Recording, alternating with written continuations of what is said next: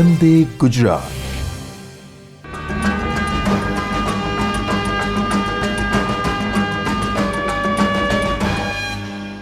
નમસ્કાર આશાબેનો, છું ડૉક્ટર બીના વડાલિયા, નિવૃત્ત રિજિયોનલ ડેપ્યુટી ડાયરેક્ટર. આજના આશા એક આરોગ્ય ચેતના સુંદર મજાના સેટકોમ પ્રોગ્રામમાં આપ સર્વે આશાબેનોનું હૃદયપૂર્વક સ્વાગત કરું છું.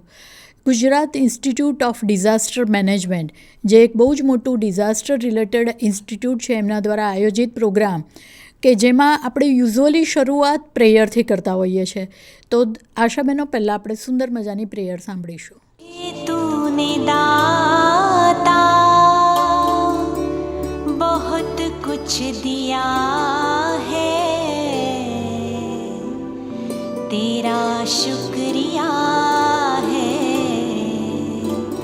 तेरा शुक्रिया है.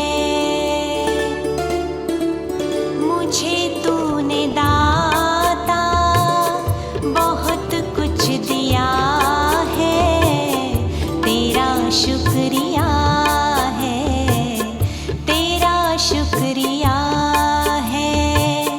मुझे तूने भगवन बहुत कुछ दिया है, तेरा शुक्रिया है, तेरा शुक्रिया है.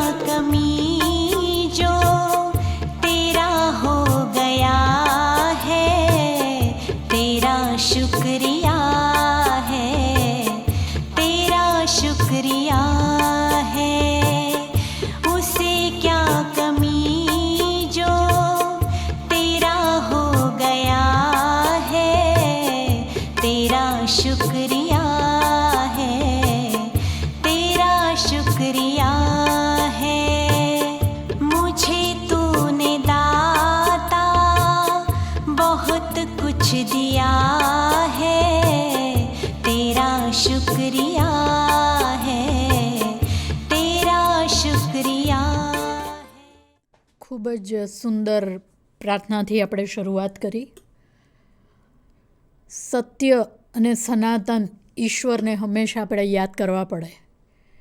12મી જૂનનો ઇન્સિડન્સ હજી આપણી આંખ આગળથી ગયો નથી કે જે પ્લેન ક્રેશમાં 241 અને ઘણા બધા ડૉક્ટર મિત્રો એક્સપાયર થઈ ગયા, જે કદાચ આંખના પલકારામાં આ ઇન્સિડન્સ બની ગયો. એ મૃતકોના આત્માને આપણે શાંતિ માટે પ્રાર્થના કરીએ. હમણાં જ આપણે સેટકોમ GIDM દ્વારા હીટ સ્ટ્રોક વિશે કરેલા કે ભાઈ હીટ સ્ટ્રોક શું હોય, કયું પ્રિવેન્શન કરવું, આશાબેનનો રોલ શું, એવી ઘણી બધી વાતો કરેલી. અને હું હંમેશા એક શ્લોકથી શરૂઆત કરતી હોઉં છું કે આકાશાત્પતિ તમ તોયમ યથા ગચ્છતિ સાગરમ સર્વદેવ નમસ્કારમ કેશવમ પ્રતિગચ્છતે.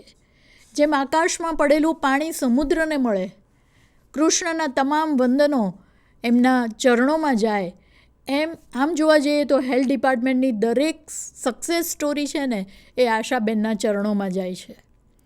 આશા એક એવી વ્યક્તિ છે જે સમુદાય લેવલે હેલ્થ ડિપાર્ટમેન્ટમાં એક બહુ જ ધબકતું એક હૃદય છે, સંવેદનશીલ વ્યક્તિ છે કે જે આરોગ્ય ડિપાર્ટમેન્ટ અને કોમ્યુનિટીને જોડે છે. મેં 500 એપિસોડ તમારા જોડે કર્યા અને દરેક વખતે આશાબેનોને હું સેલ્યુટ કરું છું કે જે ઇન્ડિકેટર્સ આપણા ઘણા બધા નીતિ આયોગના ઇન્ડિકેટર ઉપર આશાબેનનો ઘણો બધો રોલ છે, કારણ કે ઇન્ડિકેટર ઉપર ડ્રાસ્ટિકલી બહુ બધા ચેન્જીસ આવ્યા છે અને મને એવું લાગે છે કે આશાબેનનો એમાં બહુ જ મોટો ફાળો છે. આજનું જે ટૉપિક છે વેક્ટર બોર્ન ડિઝીઝ, જેમ આપણે ગરમીમાં એકદમ હેરાન પરેશાન થઈ ગયા, છેલ્લે તો એમ કીધું કે હવે વરસાદ પડવો જ જોઈએ, એવા ગરમીથી ત્રાહિમામ પોકારી ગયા, ત્યારે મિડ જૂન ટુ સપ્ટેમ્બર એ વરસાદની સિઝન છે. અને જ્યારે વરસાદની સિઝન આવે એટલે ફરીથી GIDMને યાદ આવે કે આશાબેનને ફરીથી જગાડો, કારણ કે જેમ ગરમીમાં મુશ્કેલી ઊભી થાય છે, કારણ કે આ તો કુદરતનું ચક્ર છે, જેમ ગરમીમાં મુશ્કેલી છે એમ વરસાદમાં પણ મુશ્કેલી છે, કારણ કે રેઇન જ્યારે આવે ત્યારે વોટર લોગિંગ થાય અને વોટર લોગિંગ સ્ટેગ્નેશનને કારણે આપણે ઘણી બધી વસ્તુઓનો, મોસ્કિટોનો ખાસ કરીને સામનો કરવો પડે. હવે એપિડેમિયોલોજિકલ ટ્રાયડ એવું કહે છે કે એક એજન્ટ છે, એક હોસ્ટ છે ને એક એન્વાયરમેન્ટ છે. એજન્ટ એટલે જે એજન્ટ છે, હોસ્ટ એટલે આપણે પોતે, કારણ કે આપણને કરડે છે એટલે આપણી ઇમ્યુનિટી કેટલી છે અને આપણું કેટલું સહન કરવાની તાકાત છે એ વસ્તુ. અને ત્રીજું એન્વાયરમેન્ટ કે જે વરસાદ પડે, લોગિંગ થાય અને એ વોટર લોગિંગને કારણે જે મોસ્કિટો બ્રીડ થાય, એ બધા જે ઇસ્યુ છે, આખું આ ટ્રાયડ છે એ અહીંયા આગળ સમજવા જેવું છે. આજના સ્ટુડિયોમાં નરેન્દ્રસિંહ રાઠોડ સાહેબ આવેલા છે, જે એકચ્યુઅલી ડિસ્ટ્રિક્ટ મેલેરિયા ઓફિસર છે. અમદાવાદ જિલ્લો આખો સંભાળે છે. કોર્પોરેશન અમદાવાદ એને સંભાળવું એ બહુ ડિફિકલ્ટ પાર્ટ હોય છે. અમદાવાદ કહેવાય અમદાવાદ, પણ એના કેટલા બધા તાલુકા હોય ને કેટલી બધું, આ જિલ્લો જ કેટલો મોટો છે. તો મારું કહેવાનું, હું એમને પણ સેલ્યુટ કરું છું કે જ્યારે આપણે મેલેરિયાની વાત આવે ત્યારે પહેલાં કરતાં હું તો 37 વર્ષ જોબ કરી ચૂકી છું, RDD તરીકે પણ રહી ચૂકી છું. મને એવું લાગે છે કે રાધનપુરનો એપિડેમિક, આ બધી વસ્તુ અમે લોકોએ ફેસ કરેલી છે. તો હવે આપણને એવા એપિડેમિક ખાસ જોવા મળતા નથી. આનું રીઝન એ છે કે આશાબેનો પાછળ તમારો અનુભવ છે, આગળ તમારી હોપ્સ એટલે આશા છે, કારણ કે તમે રેગ્યુલર કામ કરો છો અને અંદર ઝાંખીએ તો એક સારું કર્મ કર્યાનો અહેસાસ છે. રોજ અનુભૂતિ થાય છે કે આજે આપણે આ વ્યક્તિને બચાવ્યા, આજે આપણે આ સારું કામ કર્યું. તો મને એવું લાગે છે કે આ જે પ્રેયર છે એવું જ કહે છે કે ભગવાને તો ઘણું બધું આપી દીધું, પણ આપણે એની સામે શું કર્યું. તો આશાબેનો ઘણું બધું આપણે રોજ કરતા હોઈએ છીએ, પણ એવું કર્મ કરીએ માત્ર પૈસા રિલેટેડ. હા, જે માણસ કામ કરે છે એને પૈસા મળતા જ હોય છે, એમાં કોઈ બેમત જ નથી, પણ એકલું પૈસા રિલેટેડ વાત નથી. આ હેલ્થ ડિપાર્ટમેન્ટ એક એવું છે કે જ્યાં પૈસા જોડે આપણને પુણ્યનો પોટલું મળે છે. ઢગલાબંધ જો તમારા એરિયામાં એક પણ મેલેરિયાનો કેસ ના થાય અથવા મેલેરિયાનો કેસ થયો અને તમે એને તાત્કાલિક રિફર કરી દીધો, એણે ટાઈમસર દવાઓ લઈ લીધી, ફેલ્સીબેરમ થયું કે વાઇવેક્સ થયું, તો મને એમ લાગે છે કે આના જેટલું મોટું પુણ્ય એક પણ હોઈ ન શકે.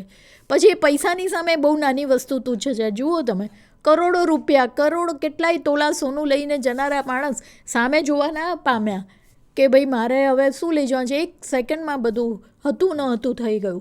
એટલે કહેવાનો મારો મતલબ એ છે કે ઈશ્વર ઉપર ભરોસો રાખીએ, કામ કરીએ છીએ એટલે મળવાનું છે. મારો પોતાનો 37 વર્ષનો અનુભવ છે કે ઈશ્વર કોઈકને એવી રીતે કશું કરતો નથી કે ભાઈ તે કામ કર્યું હું તને કહી ના આપું. એવું ઈશ્વરના દરબારમાં બિલકુલ શક્ય નથી. ગમે તે ફોર્મમાં તમને એ વસ્તુ મળી જ જતી હોય છે. અને આ વસ્તુ યાદ રાખીને આજે આપણું સેશન ચાલુ કરીએ. સૌથી પહેલી અગત્યની વસ્તુ છે કે શું કામ આ વેક્ટર બોર્ન ડિઝીઝ માટેનો વર્કશોપ GIDMએ કર્યો. GIDMના ઘણા બધા પ્રોગ્રામ તમને પોતાને પણ ખબર છે અને મેં ઘણા બધા આ સેટકોમના મારફતે કર્યા છે. બાયસેક ટીમનો પણ હું આભાર માનું છું, GIDM ટીમ અને કોઓર્ડિનેટર બધાનો ખૂબ ખૂબ આભાર માનું છું કે આવા વર્કશોપ, આવા સેટકોમ કરીને આશાબેનોને જાગૃત કરે છે. આશાબેન જાગૃત જ છે, મને ખબર છે કે આશાબેન જાગૃત છે, પણ વારે વારે કોઈ પણ વસ્તુ, પથ્થર ઉપર પણ પાણી પડ પડ પડ પડ થાય એટલે ખાડો થઈ જાય. હા, કોઈ પણ વસ્તુમાં તમે વારે વારે એ વસ્તુ કહેવામાં આવે તો તમને યાદ રહી જાય. એટલા માટે આવા સેટકોમો આયોજિત કરવામાં આવે છે. તો પહેલી વસ્તુ, GIDMનો પહેલો ઉદ્દેશ છે કે early diagnosis and prompt treatment.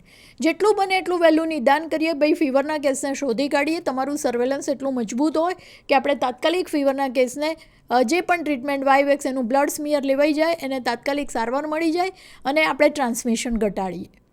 Breeding space જે છે, જે બ્રીડિંગ પ્લેસીસ બધા જે છે જ્યાં વોટર લોગિંગ છે, એને આપણે બને એટલું ઓછું કરી નાખીએ. મૃત્યુ દર 0 પર લઈ જઈએ. મેલેરિયાના કારણે કોઈ પેશન્ટ ન મરવું જોઈએ. પહેલાં તો મેલેરિયાથી પણ કેટલા ડેથ થયા છે. આપણી સામે ઘણો બધો ભૂતકાળ છે ભવ્ય, કે જેમાં કેટલા બધા ડેથ આપણી આંખ સામે થયેલા છે. તો મૃત્યુનો દર 0 થાય, પેશન્ટ છે લક્ષણો રહિત થઈ જાય. કારણ કે જે પણ વ્યક્તિને મેલેરિયા એકવાર થાય ને તો તમને ખબર પડે કે માણસને કેટલો તોડી નાખે છે. માણસ કમ્પ્લીટલી તૂટી જાય, એને માથું દુખે, શરીર કળે, એમ થાય કે તાવ તો આવો જ ના છે. ઉલટી થાય તો આપણને એમ થાય ઉલટી ના થવી જોઈએ, પણ આમાં બધું જ થાય છે. ઉલટી પણ થાય છે, નોશિયા પણ થાય છે, પેટમાં પણ દુખે છે, બેચેની લાગે, ચક્કર આવે. શું નથી થતું એ પ્રશ્ન છે. તો આજે આપણે આના વિશે વાત કરવાના છે કે ભાઈ વેક્ટર બોર્ન ડિઝીઝ, આમ શબ્દ તો બહુ મોટો છે, પણ એકચ્યુઅલી વેક્ટર બોર્ન ડિઝીઝ શું છે, એમાં કયા કયા રોગો થઈ શકે, એમાં મેઇન વસ્તુ મેલેરિયા, ડેન્ગ્યુ અને ચિકનગુનિયા વિશે થોડીક વાત કરવાના છે. તો આપણે એક સ્લાઇડ જોઈએ કે જેમાં મચ્છર વિશે થોડીક માહિતી મેળવીએ. પછી હું રાઠોડ સાહેબને એક બીજો પ્રશ્ન પૂછું છું, પણ ત્યાં સુધી આપણે મચ્છરની વાત કરીએ. આપણી પાસે 3 મચ્છર છે. એક એડિસ છે, બીજો ક્યુલેક્સ છે અને ત્રીજો એનોફિલિસ છે. આ બધાને ખબર છે. આમાં કંઈ મોટી વાત નથી, કારણ કે તમે જ્યારે તાલીમ લો છો ત્યારે મેલેરિયા રિલેટેડ જે પણ વાત આવે એમાં 3 મચ્છર વિશે વાત આપણે કરતા હોઈએ છીએ. એક મચ્છર એવો છે જે દિવસે કરડે છે, બાકીના 2 મચ્છર રાત્રે કરડે છે. એક જે છે એના પાંખ ઉપર વ્હાઇટ કલરના ટપકા છે. તમે ટિપિકલી જોઈ શકો કે આ મચ્છર છે એ એડિસ જ મચ્છર હોય. એક તો દિવસે કરડતો અને સફેદ જેના ડોટ્સ છે એવો. જ્યારે ક્યુલેક્સ મચ્છર જે છે એ બ્લેક કલર છે અને એનોફિલિસ મચ્છરમાં કાળા ટપકા છે, એ આપણને ખબર છે. એકનો અવાજ ગણગણ થાય છે, એકનો ગણગણાટ નથી. પણ જે વસ્તુ રાત્રે કરડે છે, એક દિવસે કરડે છે, તો આપણે શું કામ આ મચ્છર વિશે જાણવું જોઈએ, એ પ્રશ્ન મારા મગજમાં છે. તો પહેલી વસ્તુ GIDM દ્વારા આયોજિતમાં પહેલી વસ્તુ એ છે કે જો મને મચ્છર વિશે ખબર છે કે ભાઈ મચ્છરની લાઈફ સ્પાન કેટલી, તો હવે રાઠોડ સાહેબને પહેલાં આપણે આગળ વધીએ પહેલાં એક પ્રશ્ન મારે એ પૂછવો છે કે આ મચ્છરની જે લાઈફ સાયકલ છે ટોટલ કેટલા દિવસ હોય કે જેના કારણે આપણને કઈ એક્શન લેવી પડે. ધારો કે મચ્છરે ઈંડું મૂકી દીધું, તેમાંથી એડલ્ટ મોસ્કીટો કેટલા દિવસમાં થાય, એના કયા સ્ટેજ અને ટોટલ કેટલા દિવસમાં કામગીરી આશાબેને પૂરી કરવી. આ જો તમને ખબર હોય તો તમે આગળ વાત કરી શકો. એટલે આવું નાનું વસ્તુઓ તમને ખબર હોવી ખૂબ જરૂરી છે. રાઠોડ સાહેબ, એનું લાઈફ સાયકલ કેટલા દિવસની હશે? આમાં મેડમશ્રીએ બહુ સરસ વાત કરી છે અને આશાબહેનોને ખાસ આ કહેવાનું છે કે મચ્છર ઈંડા મૂકે એના પછી પુખ્ત મચ્છર થાય ત્યાં સુધીનો સમયગાળો 8 થી 9 દિવસનો હોય છે. 8 થી 9 દિવસમાં દર 7 દિવસે જો પોરાનાશક કામગીરી કરવામાં આવે તો ઈંડામાંથી લાર્વા, લાર્વામાંથી પ્યુપા અને પ્યુપામાંથી એડલ્ટ મોસ્કિટો થતા હોય છે.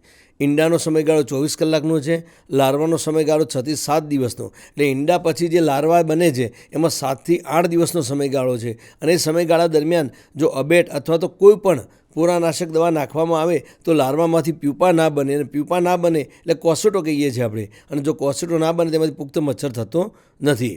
અને એવું એક સૂત્ર બનાવ્યું છે, એક ટીડી ગાંધી સાહેબ હતા જોઈન્ટ ડાયરેક્ટર, એમણે કે જેને નથી પગ અને પાંખો એની પર પડે આપણી આંખો એટલે તરત જ મારી નાખો. ઈંડું આપણને નરી આંખે દેખાતું નથી. એકવાર કોસેટો બની જાય છે પછી એના પર કોઈ દવા અસર કરતી નથી. જે લાર્વા ઈયળનું જે સ્ટેજ છે એમાં અબેટ, બીટીઆઈ અને એમએલઓ બધી દવા અસર કરે છે. અને પાણીના અંદરનું જ છે. એકવાર મચ્છર બની જાય છે પછી એના પર એને પાંખો આવીને ઉડી જાય પછી આપણે કંટ્રોલ કરવો બહુ અઘરો છે. પણ જ્યારે લાર્વાના સ્ટેજમાં હોય, પાણીના અંદર હોય, ત્યારે જ આપણે એક્શન લઈએ તો આ 7 દિવસના સમયગાળામાં, એટલે કે દર મંગળવારે આપણે રાજ્યમાં અબેટ ડે ઉજવીએ છીએ, એ અબેટ ડેના દિવસે સારામાં સારી કામગીરી કરવામાં આવે તો આપણે 100% એડલ્ટ થતાં રોકી શકીએ છીએ અને મચ્છર દ્વારા જે ચેપ થાય છે મેલેરિયા, ડેન્ગ્યુ, ચિકનગુનિયા એ ત્યાં અટકી શકે છે. બહુ સુંદર વાત કરી સાહેબે કે ટોટલ 8 થી 10 દિવસનો ટાઈમ છે. એટલે આપણે જે પણ એક્શન લેવાની છે આ પીરિયડમાં લેવાની છે. એટલે પહેલું આપણે વાત કરી કે ભાઈ GIDMનો જે ઓબ્જેક્ટિવ છે કે early diagnosis and prompt treatment, એ તો ઓલરેડી મચ્છર થઈ ગયો ને કરડી ગયો, ઇન્ફેક્ટિવ મચ્છર, એની વાત છે. આ તો પ્રિવેન્શનની વાત સાહેબે તો કરી. અને ઓલવેઝ આશાનો આરોગ્ય ચેતના અમે કહી છે. મારા દરેક સેટકોમમાં આશા એક આરોગ્ય ચેતના કહે છે. એ આરોગ્યની ચેતના છે. એને આપણે ક્લિનિકલ કરતાં આરોગ્યનો મતલબ છે પ્રિવેન્શન. આરોગ્યનો મતલબ જ પ્રિવેન્શન થાય, અને prevention is always better than cure. એટલે તમે પ્રિવેન્ટ કરવા માટે જે પણ તમે પગલાં ભરી શકો એની વાત છે. હજી તો આપણે ઘણી બધી વાત કરવાની છે. તો પહેલી વસ્તુ એ છે કે કોમ્યુનિટી મોબિલાઇઝેશન કરી અને એન્વાયરમેન્ટની અંદર જે પણ આ બ્રીડિંગ પ્લેસીસ છે એને કેવી રીતે રિડ્યુસ કરવું એ પણ એક ઓબ્જેક્ટિવ છે.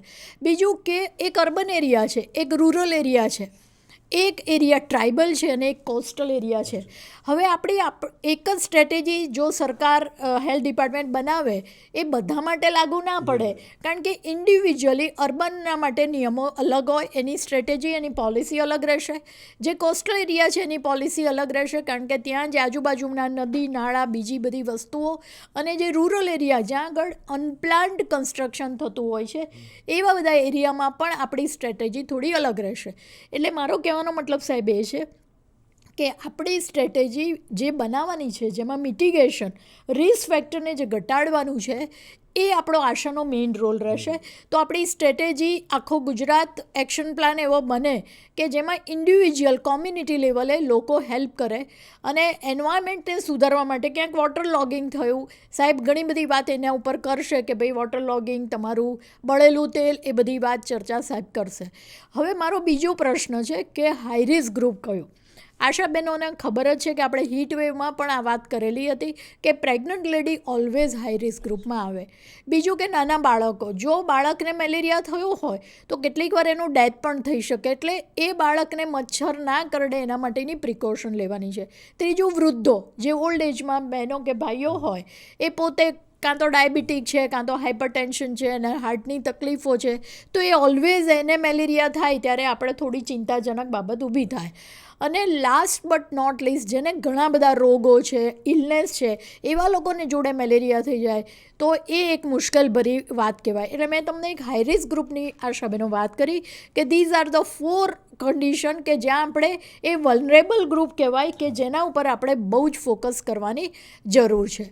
ત્યાર પછી આવે છે કે ટ્રીટમેન્ટ અને આપણે બ્લડ સ્મિયર જે લઈએ છીએ તો શું કામ કરવું જોઈએ.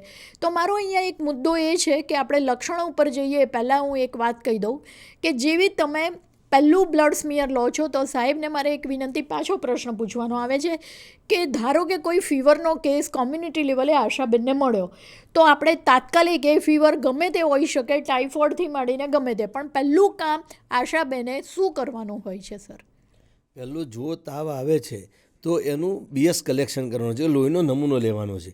કારણ કે આપે કહ્યું પ્રમાણે ચિહ્નોના આધારે મેલેરિયાનું નિદાન નહીં થાય, પણ લોહીના અંદર રહેલા સૂક્ષ્મ પરોપજીવી જંતુ છે જેને પેરાસાઇટ કહીએ છીએ આપણે, એ પેરાસાઇટનું આઈડેન્ટિફિકેશન કરીએ, આપણે ઓળખ કરીએ તો જ થાય. અને લોહીમાં એનું 10 by 10 by 10 એક 10 સેન્ટીમીટર લાંબુ, 10 સેન્ટીમીટર પહોળું, એના અંદર 10 લેયર ઓફ લોહીના નમૂના હોય છે. અને એક બીજું અમે 10 બાય 10 અંદર એડ કરીએ છીએ, જે પાતળું અને જાડું 2 સ્મિયર બનાવીએ છીએ. એ બંનેના વચ્ચે 10નો ગાળો રાખવાનો છે અને દરેક સ્મિયરના અંદર 10 WBC હોય એવો લોહીનો નમૂનો લેવાનો છે. જો આપણે એ પ્રમાણેનો લોહીનો નમૂનો લઈશું તો આપણને 100% એમાં સાચું નિદાન થશે. અને જે આશાબેન દર્દીના ઘર સુધી જાય છે, ત્યાંથી લોહીનો નમૂનો લે છે અને નમૂનામાં માઇક્રોસ્કોપિકલી જ આપણે આઈડેન્ટિફાઈ કરીએ છીએ. એટલે ચિહ્નોના આધારે નહીં કરીએ, પણ લોહીનો નમૂનોની તપાસણી કર્યા પછી એમાં જો મેલેરિયા પેરાસાઇટ લાગે તો આપણે એને મેલેરિયા જાહેર કરીશું અને ગાઈડલાઇન મુજબ એની સંપૂર્ણ સારવાર આપીશું. બહુ સરસ. એટલે સાહેબે ક્વોલિટી બ્લડ સ્મિયર કેવું હોય એની તમને સ્લાઇડ પણ બતાવી, અને યુઝ્યુઅલી આશાબેનો લે છે ને એમને ઇન્સેન્ટિવ પણ મળતું હોય છે. તો મને એવું લાગે છે કે આ સુંદર વાત સાહેબે કરી. હવે મારો બીજી વાત એ છે કે મલેરિયા જે છે એના લક્ષણો કયા. હવે બધી જ વાત તો તમને ખબર જ છે, પણ છતાં પણ હું સ્લાઇડ દ્વારા પણ બતાવવા માગું છું અને ફરીથી આપને રિપીટ કરું છું. સાહેબે કીધું એમ પ્રમાણે પેરાસાઇટ હોય છે, જેને મેલેરિયલ પેરાસાઇટ કહેવામાં આવે છે. આમ તો 4 જાતના મેલેરિયલ પેરાસાઇટ છે. પહેલું તો વાઇવેક્સ ફેલ્સીપેરમ, જે આપણા માટે બહુ જાણીતું છે. એક ઓવેલ કરીને છે અને એક મલેરિયા કરીને છે. પરંતુ એ બેને છોડી દો, પણ આપણે ફાલ્સીપેરમ અને વાઇવેક્સ ઉપર વધારે કોન્સન્ટ્રેશન કરીએ છીએ. ફાલ્સીપેરમ એ વધારે સિરિયસ ટાઈપનો મલેરિયા છે, જેને આપણે તાત્કાલિક નિદાન કરીએ. ધારો કે આ સ્મિયર લીધું, એમાં ખબર પડી ગઈ કે ફેલ્સીપેરમ છે, તો એમાં આપણે વધારે સચેતતા લાવવાની જરૂર છે. તો પહેલી વસ્તુ ફીવર વિથ રાઇગર આવે. જ્યારે આરબીસી બ્રેકડાઉન થાય છે, કારણ કે મેલેરિયલ પેરાસાઇટનો એક મેઇન વસ્તુ એ છે કે આપણા જે લોહીની અંદર રક્તકણો આવેલા છે એના ઉપર એટેક કરે છે અને એનું બ્રેકડાઉન કરે છે. એ જેવું બ્રેકડાઉન થાય એટલે ફીવર વિથ રાઇગર આવે છે. હવે મારી વાત બરાબર સમજી લો કે પ્રાઇમાક્વિન, કારણ કે મને ગાંધી સાહેબ, અત્યારે જયસિંહ ગાંધી સાહેબ યાદ આવે છે, જે બાવળામાં તાલીમ લેતા હતા, કે પ્રાઇમાક્વિન આપણે લોકો માટે લઈએ છીએ, ક્લોરોક્વિન આપણા માટે લઈએ છીએ એવું કહેતા. કારણ કે આરબીસી બ્રેકડાઉન ક્લોરોક્વિન જ અટકાવશે, એમાં પ્રાઇમાક્વિનનો બહુ રોલ છે જ નહીં. જ્યારે પ્રાઇમાક્વિન એ પેરિફરીમાં જે પણ તમારા પડેલા છે એને મારવાનું કામ, એટલે જે ટ્રાન્સમિશન કરે છે અને બીજાને ચેપ લગાડે છે, એના માટે આપણે પ્રાઇમાક્વિન લઈએ છીએ. એટલે બંને વસ્તુ જરૂરી છે, કારણ કે બીજાને કરડ્યું હોય તો એ પણ આપણને કરડી શકે. એટલે આપણે થાય કે આપણે બીજા માટે કેમ પ્રાઇમાક્વિન લઈએ, પણ બીજા આપણા માટે લે છે, એમાં આપણે બીજા માટે લેવાની છે. ટૂંકમાં મારો કહેવાનો મતલબ એ છે કે ફીવર વિથ રાઇગર એ આરબીસી બ્રેકડાઉનને કારણે થાય છે. ઘણીવાર એની લીવર સાયકલ, હિપેટિક સાયકલ પણ છે, જે સુષુપ્ત અવસ્થામાં બેઠા હોય એવા પેરાસાઇટ પણ છે. એટલે પહેલી વસ્તુ બરાબર સમજી લો, નોશિયા, વોમિટિંગ, બોડી એક, આ બધી વસ્તુ થાય છે. અને આંતરિયો તાવ હોય, એક દિવસ આવે એક દિવસ ના આવે, એમાં ટિપિકલ આપણને ખબર પડી જાય કે આ મલેરિયા છે. યુઝ્યુઅલી એ લોકો ગમે એટલા ધાબળા ઓડાડો તો પણ એની ઠંડી જતી નથી. તો આ જે છે ટિપિકલ, જે તમે સામે જોઈ શકો છો કે મલેરિયાના લક્ષણો કયા હોઈ શકે. મેં જે કીધા એ જ બધા લક્ષણો છે. માથું યુઝ્યુઅલી દુખતું હોય, ધ્રુજારી તો એટલી બધી થાય કે આપણને એમ થાય કે આને કેવી રીતે ધ્રુજારી મટાડવી. ઉલટી થાય, પછી ઘણા બધાને કબજિયાત ને એવા બધી પણ તકલીફ થતી હોય છે. ટૂંકમાં આ લક્ષણો છે. તમારા એક આશાબેનને મલેરિયાના લક્ષણો કોઈ પણ પૂછે તો પહેલી વસ્તુ એ ખબર હોવી જોઈએ કે ફીવર વિથ રાઇગર આવે. That is a typical symptom of malaria. આંતરે દિવસે તાવ આવે, બોડી એક અને હેડેક વધારે થાય, નોશિયા, વોમિટિંગ પણ થાય. આટલું તમને ખબર પડી જાય તો મલેરિયામાં આપણે અડધો જંગ તો જીતી ગયા. કે ભાઈ માદા એનોફિલિપ્સી થાય છે એ, બીજું કે બાઇટર છે રાત્રે બાઇટ કરે છે એ ખબર હોવી જોઈએ. એડિસ દિવસે બાઇટ કરે, આ રાત્રે બાઇટ કરે. તો આપણે કયા પ્રિકોશન લઈએ? ઘણા બધા એરિયામાં જઈને મચ્છરો કરડવા માંડે તો આપણે પહેલી વસ્તુ એ કરવાની છે કે પ્રેગ્નન્ટ લેડી ઘરમાં છે તો એને મચ્છરદાનીમાં રાખીએ, નાના બાળકને મચ્છરદાનીમાં રાખીએ, આપણે ઓડોમસ કે જે પણ લગાડવું પડે લગાડીએ, આપણે સાંજે ધુમાડો કરીએ, બારી બંધ કરી દઈએ. સાહેબને તો એ બધું હું વધારે ડિટેલમાં પૂછવાની જ છું, પણ મને જે ખ્યાલ છે એ પ્રમાણે બારી 6 વાગે બંધ કરી દઈએ તો બહારના મચ્છરો અંદર ના આવે, જે રેસ્ટિંગ પ્લેસ શોધતા હોય છે અને બહારના મચ્છરો અંદર આવી જતા હોય છે. તો આ જે થયા મલેરિયાના લક્ષણો કે જે આપણા માટે બહુ જ ચિંતાનો વિષય ઊભો કરે છે. હવે મારે સાહેબને એ પ્રશ્ન પૂછવો છે કે આપણે યુઝ્યુઅલી એક્ટિવ સર્વેલન્સ પણ કરતા હોઈએ છીએ અને પેસિવ સર્વેલન્સ પણ કરતા હોઈએ છીએ. આશાબેનોને ચોક્કસપણે ખબર હોવી જોઈએ કે એક્ટિવ સર્વેલન્સ કોને કહેવાય અને પેસિવ સર્વેલન્સ કોને કહેવાય. એક્ટિવ સર્વેલન્સનો મતલબ છે કે આપણે પોતે એક્ટિવ છીએ, એટલે આપણી આશા કાર્યકર બેન અને MPRW જે ઘરે ઘરે સામે ચાલીને જાય છે એને આપણે એક્ટિવ સર્વેલન્સ કહીશું. અને પેસીમાં દર્દી આપણી સામે આવે છે. સપોઝ દર્દીને તાવ આવ્યો છે અને તમારી જોડે આવશે, પેસિવ સર્વેલન્સમાં આવશે. એટલે FRW અને CHOનું કલેક્શન આપણે પેસીમાં ગણીએ છીએ. અને બેઝિકલી જ્યારે તાવ આવે અને ત્યારે દર્દી આપણી સામે આવતો હોય છે. પણ આપણી આશા કાર્યકર બેન ઘરે ઘરે રોજે રોજ મુલાકાત કરતી હોય છે. 1000ની વસ્તી એક છે, એટલે એના જોડે ત્યાં 250 મકાન છે, તો 250 મકાનમાં રોજ 50 ઘરમાં અથવા 100 ઘરમાં એ મુલાકાત કરે છે. અને તમારી મુલાકાત દરમિયાન તમને તાવનો કેસ જોવા મળે અને તમે એનો લોહીનો નમૂનો મેલેરિયાના પરીક્ષણ માટે લો અને એક્ટિવ કલેક્શનમાં લઈશું. અત્યાર સુધી આપણે આશાબેનને પેસીમાં ગણતરી કરતા હતા અને હવેથી આ વર્ષે આપણે એક્ટિવમાં ગણતરી કરીએ છીએ. એટલે એક સ્લાઇડ લેવાના આપણે એને 15 રૂપિયા પણ તમને ચૂકવાય છે. એનું કારણ આ એક્ટિવ કલેક્શન જ છે. અને એક્ટિવ કલેક્શનમાં આપણું આરોગ્ય ખાતું એક્ટિવ છે એવું કહીશું આપણે. અને એ પ્રમાણે જે સ્લાઇડ લઈએ અને એક્ટિવમાં ગણીએ છીએ આપણે. અને જો દર્દી સામેથી આવે છે, PSCમાં જાય, CSCમાં જાય અથવા તો સબ સેન્ટરમાં સામેથી આવે ત્યારે પેસિવ કલેક્શનમાં આપણે લેતા હોઈએ છીએ. બહુ સરસ સાહેબે એક્ટિવ સર્વેલન્સ પેસિવ સર્વેલન્સની બહુ સરસ વાત કરી. હવે આપણે થોડીક વાર ડેન્ગ્યુ ફીવર માટે કરીએ કે ભાઈ જેમ આપણે ટિપિકલ લક્ષણો જોયા કે મલેરિયાના લક્ષણો ફીવર વિથ રાઈગર, માથું દુખવું, આ બધી વસ્તુઓ આપણે ઓલરેડી જોઈ લીધી. તો ડેન્ગ્યુ ફીવરમાં શું થાય? તો એકચ્યુઅલી એક ઇન્ફેક્ટેડ વાયરસ છે જેને ડેન્ગી કહેવાય છે. એ વાયરસ જો મોસ્કિટો કોઈ પેશન્ટમાંથી સક કરે અને એ ચેપી થઈ જાય અને પછી બીજી કોઈ વ્યક્તિને કરડે તો એ આ રીતે ડેન્ગ્યુને ફેલાવે છે. ડેન્ગ્યુ ફીવર એ એડિસ મચ્છરથી થાય છે, જે સફેદ ટપકાવાળો મચ્છર છે અને દિવસે કરડે છે. એટલે જો દિવસે કરડે એવી વાત આવે તો આપણે અહીંયા આગળ જોડે આશાબેને એ વિચારવાનું છે કે આપણે કઈ કઈ વસ્તુઓ પ્રિવેન્ટ કરીએ તો આ મચ્છરોનું જે ઉત્પત્તિ થાય છે એ બંધ થઈ જાય.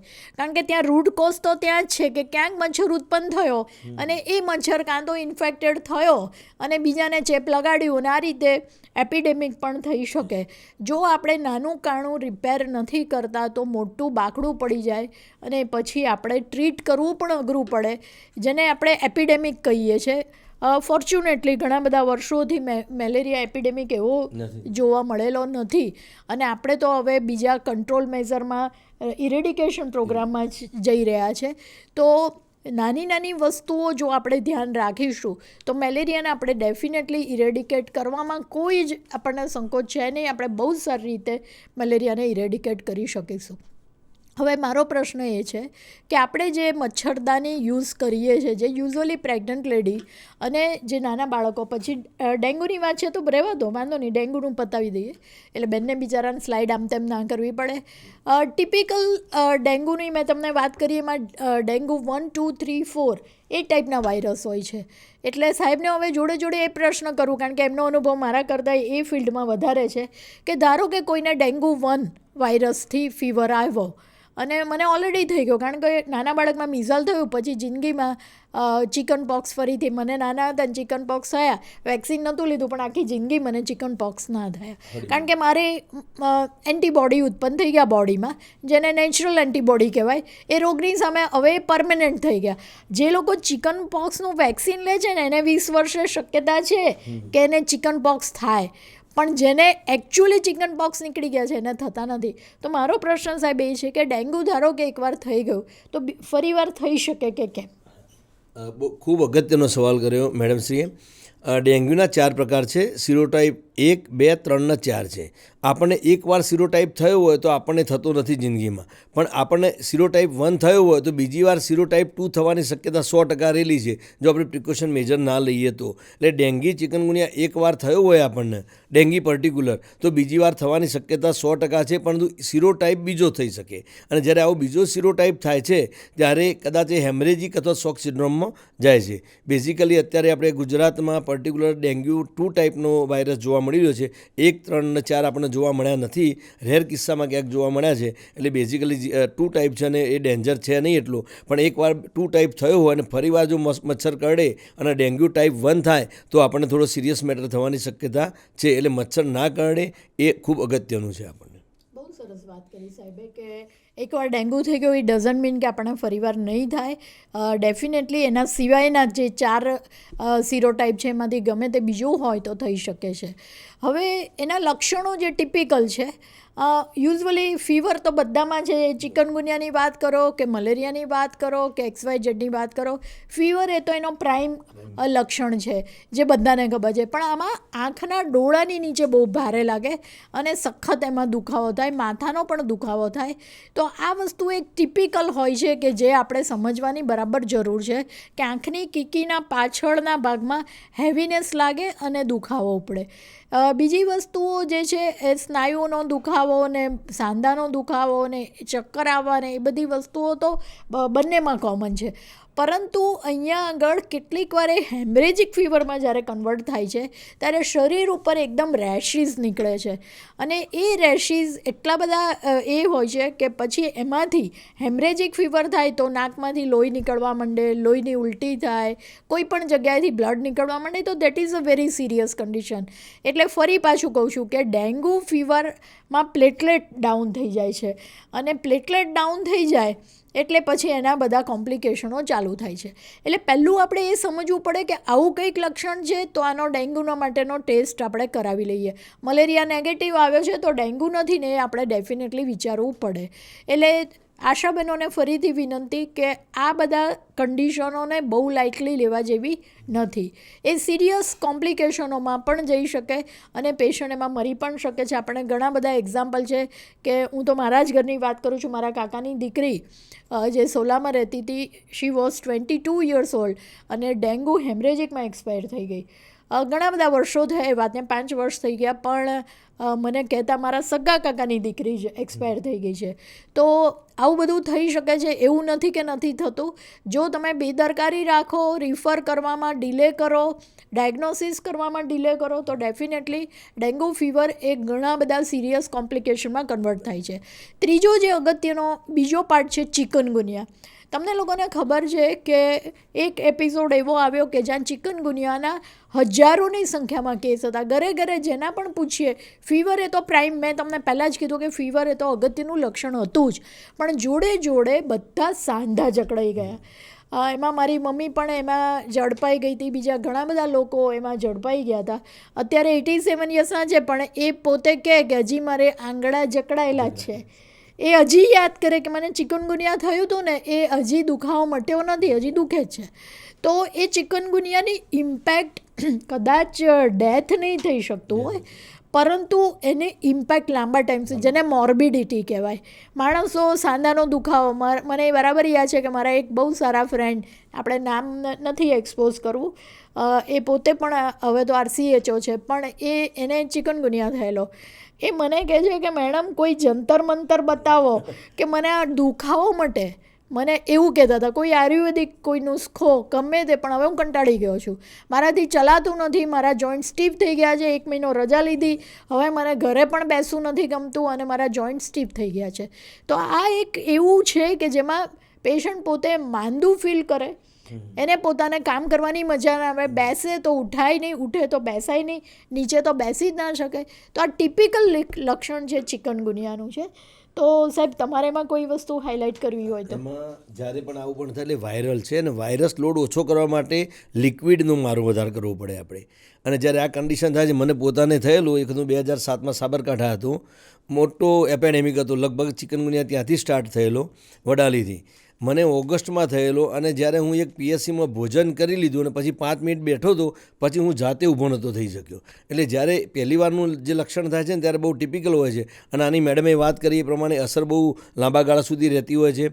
પણ એમાં જેટલું લિક્વિડ લઈએ ને એક્સરસાઇઝ, જેટલી કસરત કરીએ એટલો બેનિફિટ છે. બાકી સિમ્પ્ટોમેટિક જ સારવાર છે એમાં, એના કારણે કોઈ મરણ થતું નથી, એ બહુ સારી વાત છે. પણ એનો દુખાવો સતત આપણને રહેતો હોય છે, લગભગ મહિનાથી લઈ 6 મહિના સુધી એની અસર રહેતી જ હોય છે આપણને.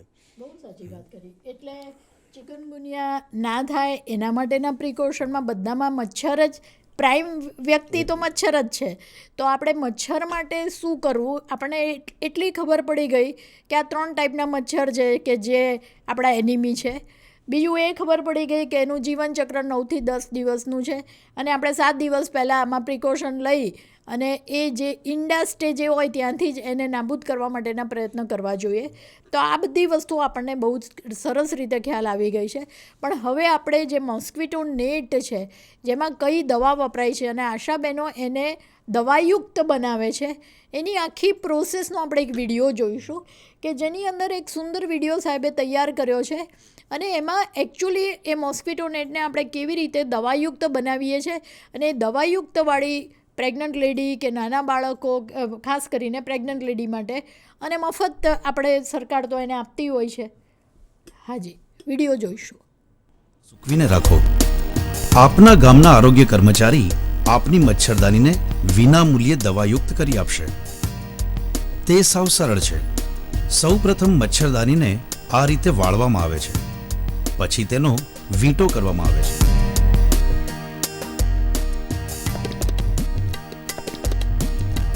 ત્યારબાદ 250 ml પાણીમાં 10 ml દવા ઓગાળીને મચ્છરદાનીને આ રીતે બોળવામાં આવે છે.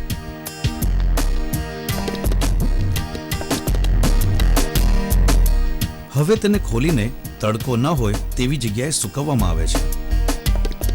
દવાની અસર મચ્છરદાની પર 6 મહિના સુધી રહે છે. અને ખાસ વાત એ છે કે આની કોઈ આડઅસર નથી. બહુ જ સરસ વિડીયો સાહેબે તૈયાર કરાવ્યો છે. જે વસ્તુ એક ચાઇનીઝ વો એવી છે કે whatever we hear we forget 90%. જે કંઈ સાંભળીએ છીએ, ગમે એટલી કથા બીનાબેન અને રાઠોડ સાહેબે કરી, 90% તો કાલે જ ભૂલાઈ જશે. Whatever we see we learn 50%. જે જોઈએ છે 50%, કદાચ સ્લાઇડો, વિડીયો બધું જોયું એ 50% કાલે યાદ રહેશે. But what ever we do we learn 100%. જે કરીએ છીએ એ 100% આપણને આવડે છે. તો આ બધી વસ્તુઓ એવી છે કે તમારે એ સામેથી કહેવું જોઈએ, MPW કે MPHS હોય કે સાહેબ મને એકવાર કરી લેવા દો તમારા સુપરવિઝનમાં. એકવાર જો તમે કોઈ વસ્તુ કરી લો છો તો તમને એનો કોન્ફિડન્સ પણ આવે છે અને પરમેનન્ટલી તમારા મગજમાં એની છાપ 100% પ્રિન્ટ થઈ જાય છે. એટલે કરવા ઉપર, ડુઈંગ ઉપર વધારે જોર આપવું રાધર દેન સાંભળવું અને ખાલી જોવું, એ બધા વસ્તુ કરતાં કરવા ઉપર આપણે વધારે કોન્સન્ટ્રેશન કરવાની જરૂર છે. એટલે આખી આ જે ઇતિહાસ મેં તમને કીધો કે ભાઈ લક્ષણો આવા છે, એમાં ફેલ્સીપેરમ વધારે સિરિયસ છે, વાઇવેક્સ પણ સિરિયસ. તો કોઈ પણ વસ્તુ થઈ શકે જો એની તકેદારી ના રાખીએ તો પહેલી વસ્તુ એ છે કે આપણે દવા જે લઈએ છીએ ટાઈમસર, જેમાં આપણે પ્રાઇમાક્વિન, ક્લોરોક્વિન, બેઝિકલી એ દવાઓ 2 વાઇવેક્સ માટે એકદમ સરસ દવાઓ છે. અને 15 મિલીગ્રામ જેટલું પ્રાઇમાક્વિન રોજ 2.5 મિલીગ્રામ વાળી હોય છે અને 150 મિલીગ્રામ વાળી ક્લોરોક્વિન બેઝ હોય છે, જે એડલ્ટમાં આપણે 600 મિલીગ્રામ આપતા હોઈએ છીએ. એટલે એવી રીતે એ જ પ્રમાણે આપણી પાસે આખો ચાર્ટ છે જે દરેકને ખબર જ છે કે ભાઈ નાની ઉંમર હોય તો કેટલું આપવું અને એડલ્ટને કેટલું આપવું. તો સૂકામાં દવાઓ લેવાની પહેલી વસ્તુ તો કે લક્ષણો રહિત કરવા માટે, that is a first part. આપણો ઓબ્જેક્ટિવ આ દવા આપવા પહેલાં તો સ્લાઇડ લીધી, એના ઉપરથી નિદાન થયું, એમાં ઉપરથી વાઇવેક્સ નક્કી થયું. તો પહેલું દવાથી જેવું તમે દવા આપો છો, ક્લોરોક્વિન આપો એટલે એનું RBC બ્રેકડાઉન બંધ થઈ જાય. એટલે એને પેલું ફીવર વિથ રાઇગર, સાહેબ મેં તો 4 ક્લોરોક્વિન લીધી ને એટલે બસ હવે ફીવર આવતો બંધ થઈ ગયો. હા, દુખે છે, શરીર દુખે છે, પણ આ પહેલા દિવસે 4 ક્લોરોક્વિનથી મટી ગયું. કેટલો કોન્ફિડન્સ આવી ગયો તમારી 4 ક્લોરોક્વિનથી. હું તમને સાચી વાત કહું કે પ્રાઇવેટ પ્રેક્ટિશનર કે બીજા બધા લોકોને પણ આ આઈડિયા નથી. ઘણા લોકો ઇમ્પ્રોપર ડોઝમાં ક્લોરોક્વિન આપે છે. 150 મિલીગ્રામ 5 ccનું ઇન્જેક્શન, 5 cc કન્ટેન્ટ 150 મિલીગ્રામ, અને એટલું બધું પેઇનફુલ ઇન્જેક્શન હોય કે જેમાં એબ્સેસ થવાની પણ શક્યતા રહે. અને ડૉક્ટર એ ક્લોરોક્વિનનું ઇન્જેક્શન આપતા હોય છે જનરલ પ્રેક્ટિશનર્સ લોકો. અને ઇમ્પ્રોપર ડોઝમાં જાય એટલે એની ઇફેક્ટ ના આવે, કારણ કે એના પેરાસાઇટ બરાબર મરે નહીં. એટલે આ બધા રિંગ ફોર્મ મરવા જોઈએ એ મરતા નથી અને ફરી પાછો એ એપિસોડ ચાલુ ને ચાલુ રહે છે. એટલે આપણી જે નેશનલ ગાઈડલાઇન છે મલેરિયા રિલેટેડ એકદમ પ્રોપર છે. મને યાદ છે કે અમે લોકો પહેલાં ભણાવતા ત્યારે એમ કહેવાતા ફીવર ને એટલે સ્લાઇડ ના લો તોય ક્લોરોક્વિન ગળાઈ જ દેવાની, એવું અમે લોકો ભણાવતા. પણ જેમ જેમ આગળ જઈએ છીએ એમ અપડેટ એટલા માટે રહેવું પડે કે હવે એવું નથી. હવે ટેસ્ટ કરાયા પછી જ તમારે ક્લોરોક્વિન આપવાની છે જો પોઝિટિવ હોય તો. એટલે આ બધી વસ્તુઓ ગાઈડલાઇન ચેન્જ થાય એની જોડે તમારે પણ પગ મિલાવવા પડે, તમારે પણ એક સ્ટેપ જોડે ચાલવું પડે. તો આ એક વાત છે. બીજી વસ્તુ એ છે કે ટ્રાન્સમિશન તમે તાત્કાલિક ઘટાડી દો છો. તમે ઇન્ફેક્ટિવ ના રહો પ્રાઇમાક્વિન ને ક્લોરોક્વિન લેવાથી, એટલે ઓટોમેટિક તમે બીજા જે મચ્છર કરડે તમને રોગીને એ પછી ટ્રાન્સમિશન અટકાવે. ત્રીજું, મૃત્યુથી બચી શકો તમે. મોર્બિડિટી થઈ ગઈ, બચી ગયા અને મૃત્યુથી પણ બચો. અને તમે બંનેના ટાઈપ જે ફેલ્સીપેરમ અને વાઇવેક્સ નક્કી કરો, એ બંનેની ટ્રીટમેન્ટ થોડી થોડી અલગ છે. એ પ્રમાણે તમે એનો પ્રોપર ડોઝમાં પ્રોપર દિવસો 3 દિવસ આપવાની હોય તો 3 દિવસમાં એ કોર્સ પૂરો કરવો જોઈએ. તો આ જે વાત છે અગત્યની છે કે શું કામ સ્લાઇડ લેવાની, શું કામ દવા લેવાની અને દવા લેવાથી ફાયદા શું. તો સાહેબ, આપણે કોઈ પણ ફીવર કેસ આવે તો કેટલા કિલોમીટર ને કેટલા ઘર કવર કરવાના હોય છે? ખૂબ સરસ વાત થઈ. આમ તો જનરલી 100 મીટર ત્રિજ્યા અને આજુબાજુના 50 ઘર, પણ એ ગામડું હોય તો હવે ધારો કે ટ્રાઇબલ વિસ્તાર છે તો ટ્રાઇબલ વિસ્તારમાં તો છૂટાછવાયા ઘર હોય તો આપણે 100 મીટરની ત્રિજ્યા કવર કરવાની છે. મેડમશ્રીનો સમય લઈશ થોડો. મેડમશ્રીએ ખૂબ સરસ વાત મચ્છર વિશે. મચ્છરો હું તમને સમજાવું. મચ્છર 3 પ્રકારના છે આપણા ત્યાં. આમ ક્યુલેક્સ, એનોફિલિસ અને એડિસ. હવે એનોફિલિસ છે એ જ મેલેરિયા કરે છે. હવે મેલેરિયામાં 423 પ્રકારના મચ્છર છે, એમાંથી માત્ર 9 જ મેલેરિયા કરે છે. ગુજરાતમાં 23 પ્રકારના મચ્છર છે, એમાંથી 3 જ મેલેરિયા કરે છે. અને 3 જે મેલેરિયા કરે છે એમાં ગામડાનો મચ્છર જુદો છે, શહેરનો મચ્છર જુદો છે અને જંગલનો જુદો છે. ગામડાનો મચ્છર ગામમાં જ મેલેરિયા કરે છે, શહેરનો શહેરમાં જ કરે છે અને જંગલનો જંગલમાં. હવે ધારો કે આપણે મેડમશ્રી વાત કરી દવાયુક્ત મચ્છરદાનીની, તો આપણે પહેલાં દવાવાળી મચ્છરદાની કરતા હતા. હવે રાજ્ય સરકાર અને ભારત સરકાર દ્વારા સીધી દવામાંથી પ્રોસેસ થઈને જ મચ્છરદાની આવે છે. એટલે એ મચ્છરદાની આપણે વાપરવાની છે. એને 5 વર્ષ સુધી વાપરીએ છીએ અને દર 6 મહિને એક જ વાર ધોવાની છે. એટલે હવે દવાવાળી કરતા નથી, પણ દવાયુક્ત કેવી રીતે થાય એ પ્રોસેસ આપણે અહીંયા બતાવી છે. હવે આપણે લોંગ લાસ્ટિંગ ઇન્સેક્ટિસાઇડ નેટ એટલે લાંબા ગાળાની જંતુનાશક દવાયુક્ત મચ્છરદાની રાજ્ય સરકાર જ પ્રોવાઈડ કરે છે. અને ઘરમાં આપણે એએનસી હોય, બાળકો હોય એને આપણે ફ્રીમાં આપીએ છીએ. 2.5 કેપિટા લેખે આપીએ છીએ. અને એના કારણે અત્યારે મેલેરિયાનું પ્રમાણ ટ્રાઇબલ જિલ્લામાં તો એટલું બધું ઘટી ગયું છે કે આપણે મેડમશ્રીએ વાત કરી કે એલિમિનેશન, તો હવે આખું ગુજરાત રાજ્ય આખા ભારતમાં ટોપ પર છે. અને એમાં આપણે ઘણા જિલ્લાઓ છે કે ત્યાં સિંગલ ડિજિટમાં મેલેરિયાના કેસો છે. અમદાવાદ જિલ્લામાં હજુ સુધી એક પણ મેલેરિયાનો કેસ નથી નીકળ્યો. એનું કારણ આશા બહેનોથી લઈ અને મેડિકલ ઓફિસર સુધી જે ટીમ વર્ક થયું છે એના પરિણામે જ મળ્યું છે. મચ્છરમાં આપણે વાત કરી કે ગામડાનો મચ્છર ગામમાં જ એ એનોફિલિસ ક્યુલિસિફિસ છે, શહેરમાં છે એનોફિલિસ સ્ટીફન્સાઈ છે અને જંગલમાં છે એ એનોફિલિસ પ્લુવિયાટિલિસ છે. જંગલનો મચ્છર કરડવા માટે ઘરમાં આવે છે અને રહેવાનું બહાર પસંદ કરે છે. શહેરનો મચ્છર કરડે પણ ઘરમાં અને રહેવાનું પણ ઘરમાં. અને ગામડાનો મચ્છર પણ એવો છે. એટલા માટે આપણે ગામડામાં દવા છંટકાવ કરીએ છીએ, જંગલ વિસ્તારમાં આપણે એને મચ્છરદાની આપીએ છીએ. અને જે શહેરનો મચ્છર છે એ જો તમને અજવાળું વધારે પડતું હોય, ઘરમાં લાઇટો હોય તો પછી બહાર રહેતો હોય છે. એટલે આપણે ત્યાં અર્બન મેલેરિયા સ્કીમમાં ઇન્ટ્રા ડોમેસ્ટિક કામગીરી જે આશાબહેનો ખાસ કરે છે, પોરાનાશક કામગીરી ઉપર આપણે બહુ ભાર આપીએ છીએ. અને પરિણામ સ્વરૂપે જ અત્યારે મેલેરિયાનો ઘટાડો થયો છે. મેડમશ્રીએ ડ્રગ પોલિસીની વાત કરી તો આપણે એમાં ક્લોરોક્વિન આપીએ છીએ. એમાં પહેલા દિવસે 4, બીજા દિવસે 4 અને ત્રીજા દિવસે 2 આ એડલ્ટ ડોઝ છે અને એકી સાથે આપવાની છે.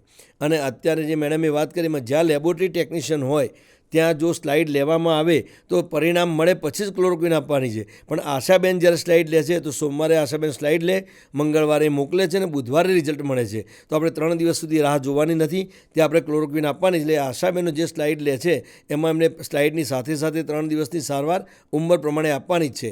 અને એમાં તમે ક્લોરોક્વિન આપશો તો ત્યાં ઠંડીને તાવ પણ મટી જશે અને લગભગ 50% પેઇન પણ દૂર થઈ જશે.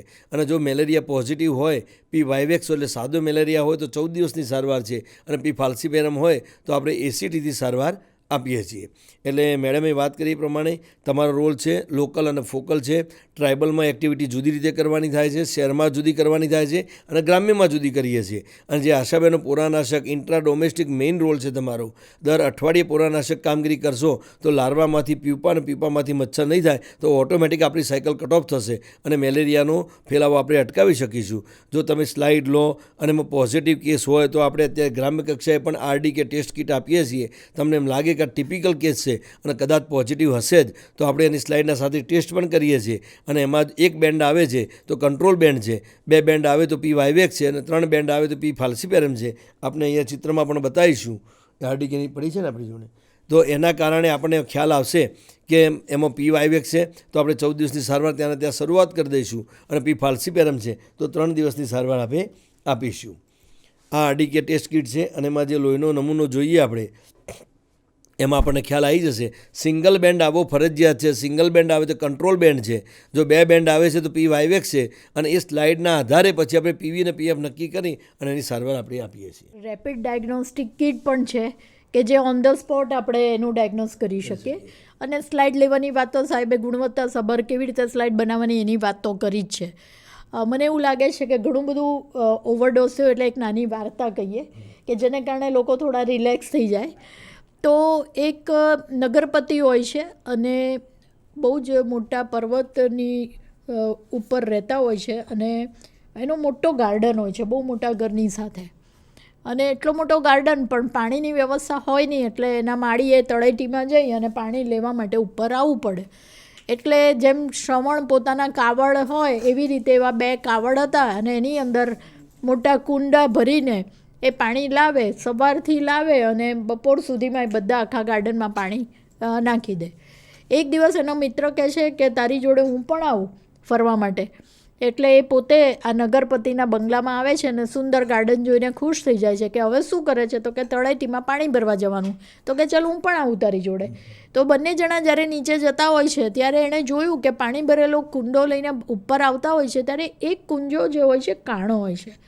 એટલે પેલો આશ્ચર્યચકિત થયા છે કે ભાઈ એક કુંજો કાણો છે એટલે કેટલું બધું પાણી તો રસ્તામાં લીક થઈ જાય છે તો તારે 3 આંટા વધારે મારવા પડે છે. તો કે આવું શું કામ કરે છે? એટલે પેલું હસવા માંડે છે કે તને નહીં ખબર પડે પણ જે રસ્તામાં જે બધા ફૂલના છોડ દેખાય છે આ લીક થયેલા પાણીમાંથી છે. બરાબર. એટલે હા એ બરાબર છે કે કુંડું રિપ્લેસ પણ કરી શકાતું હતું કુંજો. અને મારા નગરપતિ તો કોઈ દિવસ એ બધી બાબતમાં ના પણ નથી પાડતા. પણ આ જે તળેટીથી ઉપર જવાની યાત્રા છે એમાં જે બધા ફૂલ સુંદર મજાના ઉગી ગયા છે એ આ લીક થયેલા પાણીને માંથી થઈ ગયેલા છે. કહેવાનો મતલબ એ છે કે આપણો બેઝિક રોલની સામે પણ આપણે ઘણા બધા બીજા કામો કરી લેતા હોઈએ છીએ. બધા કે ના ભાઈ મારે તો સગર્ભા બેન જોવા ગયા એટલે સગર્ભા બેન પણ જોડે જોડે આ બીજા ફૂલને પણ પાણી નાખતા જાઓ એમ કહેવાનો મારો મતલબ એ છે. કારણ કે એ બાળક અત્યારે માંદું છે, ન્યુમોનિયા છે અથવા એ પેલા ભાઈને કાકાને ફીવર વિથ રાઇગર છે તો એ જોડે જોડે કામ કરવાના છે. એવું નહીં કે સગર્ભા માતા જોવા ગયા છે કે HbA1c કરવા ગયા છે તો બીજું બધું આજુબાજુ નહીં જોવાનું. તો જોડે જોડે આવા પણ ફૂલોને પાણી નાખવું એ આપણો બેઝિક ધર્મ છે. એટલા માટે મેં તમને આજે આ વાર્તા કીધી.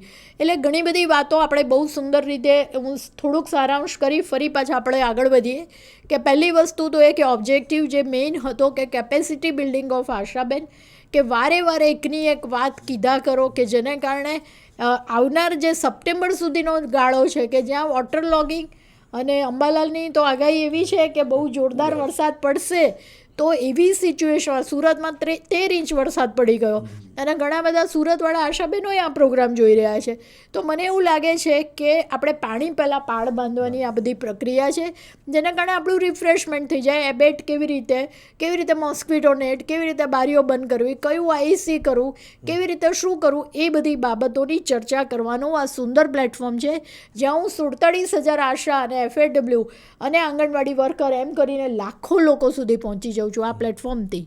અને મારા માટે સેટકોમ એ એટલી બધી મારા હૃદયમાં વસેલી એક વસ્તુ છે કે એક મુદ્દો એક પ્લેટફોર્મ પર હું લાખો સુધી પહોંચું અને હું આટલા બધાને મેસેજ આપી શકું તો એ કેટલી મોટી વસ્તુ કહેવાય એ મને લાગે છે. અને એમાં પણ સોનામાં સુગંધ કે જે એક્સપર્ટ વ્યક્તિ છે રાઠોડ સાહેબ એ મારી જોડે જોડાયા કે જે મારા નાના મોટા પ્રશ્નોનું એ સમાધાન કરે છે. ઘણી વસ્તુ મને પણ નવી શીખવા મળે. આ પ્લેટફોર્મથી એવું ના હોય કે બીનાબેનને બધું આવડતું જ હોય.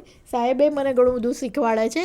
એમ કરી અને લર્નિંગ કર્વ આપણો ઊંચો ને ઊંચો જતો જાય છે. તો હવે આપણો પ્રશ્ન એ છે કે હજી પણ આપણી પાસે 1 કલાક બાકી છે. આપણી પાસે 1-2 વિડીયોઝ પણ છે. હવે આપણે કયો વિડીયો છે? એબેટનો વિડીયો. નમસ્કાર મિત્રો, આજે આપણે ફિલ્ડ કામગીરીમાં જે એબેટ ટેમિફોસ નાખવાની કામગીરી કરીએ છીએ એ કામગીરી કેવી રીતે કરવી એના વિશેની સમજૂતી આપતો વિડીયો અહીંયા આપ સમક્ષ રજૂ કરીએ છીએ. એબેટ કામગીરી કરવા માટે સૌપ્રથમ આપણી પાસે એબેટ ટેમિફોસ હોવું જરૂરી છે. એબેટ ટેમિફોસ જે આપણે બનાવવાનું છે એની માત્રા 10 લીટર પાણીની અંદર 2.5 ml જેટલું એબેટ ટેમિફોસ આપણે લેવાનું છે. એ 2.5 ml જેટલું આપણે એબેટ ટેમિફોસ લીધું એ 10 લીટર પાણી આપણે જે ભરેલું છે એની અંદર મિક્સ કરવાનું છે. મિક્સ કર્યા બાદ આ દ્રાવણને બરાબર ફૂટપટ્ટી વડે હલાવવાનું છે. દ્રાવણ તૈયાર થઈ ગયા બાદ ફિલ્ડની કામગીરી દરમિયાન આ બનાવેલા દ્રાવણને એક કાળી બોટલની અંદર આપણે ભરી લેવાનું છે.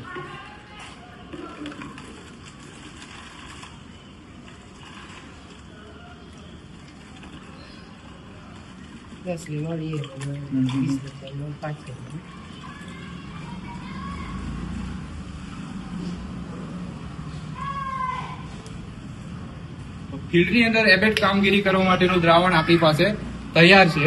હવે બનાવેલું દ્રાવણ આપણે કઈ રીતે ફિલ્ડની અંદર નાખીએ એ આપણે સમજીએ. હવે ફિલ્ડની અંદર બનાવેલું દ્રાવણ નાખવા માટે પહેલા તો ટાંકીનું માપ 3 ફૂટ બાય 3 ફૂટ હોવી જોઈએ. જેની અંદર 50 સેન્ટીમીટર જેટલું પાણી જો ભરેલું હોય તો 20 સીસી જેટલું એબેટ આપણે બીકરના માપથી આપણે નાખવાનું રહેશે.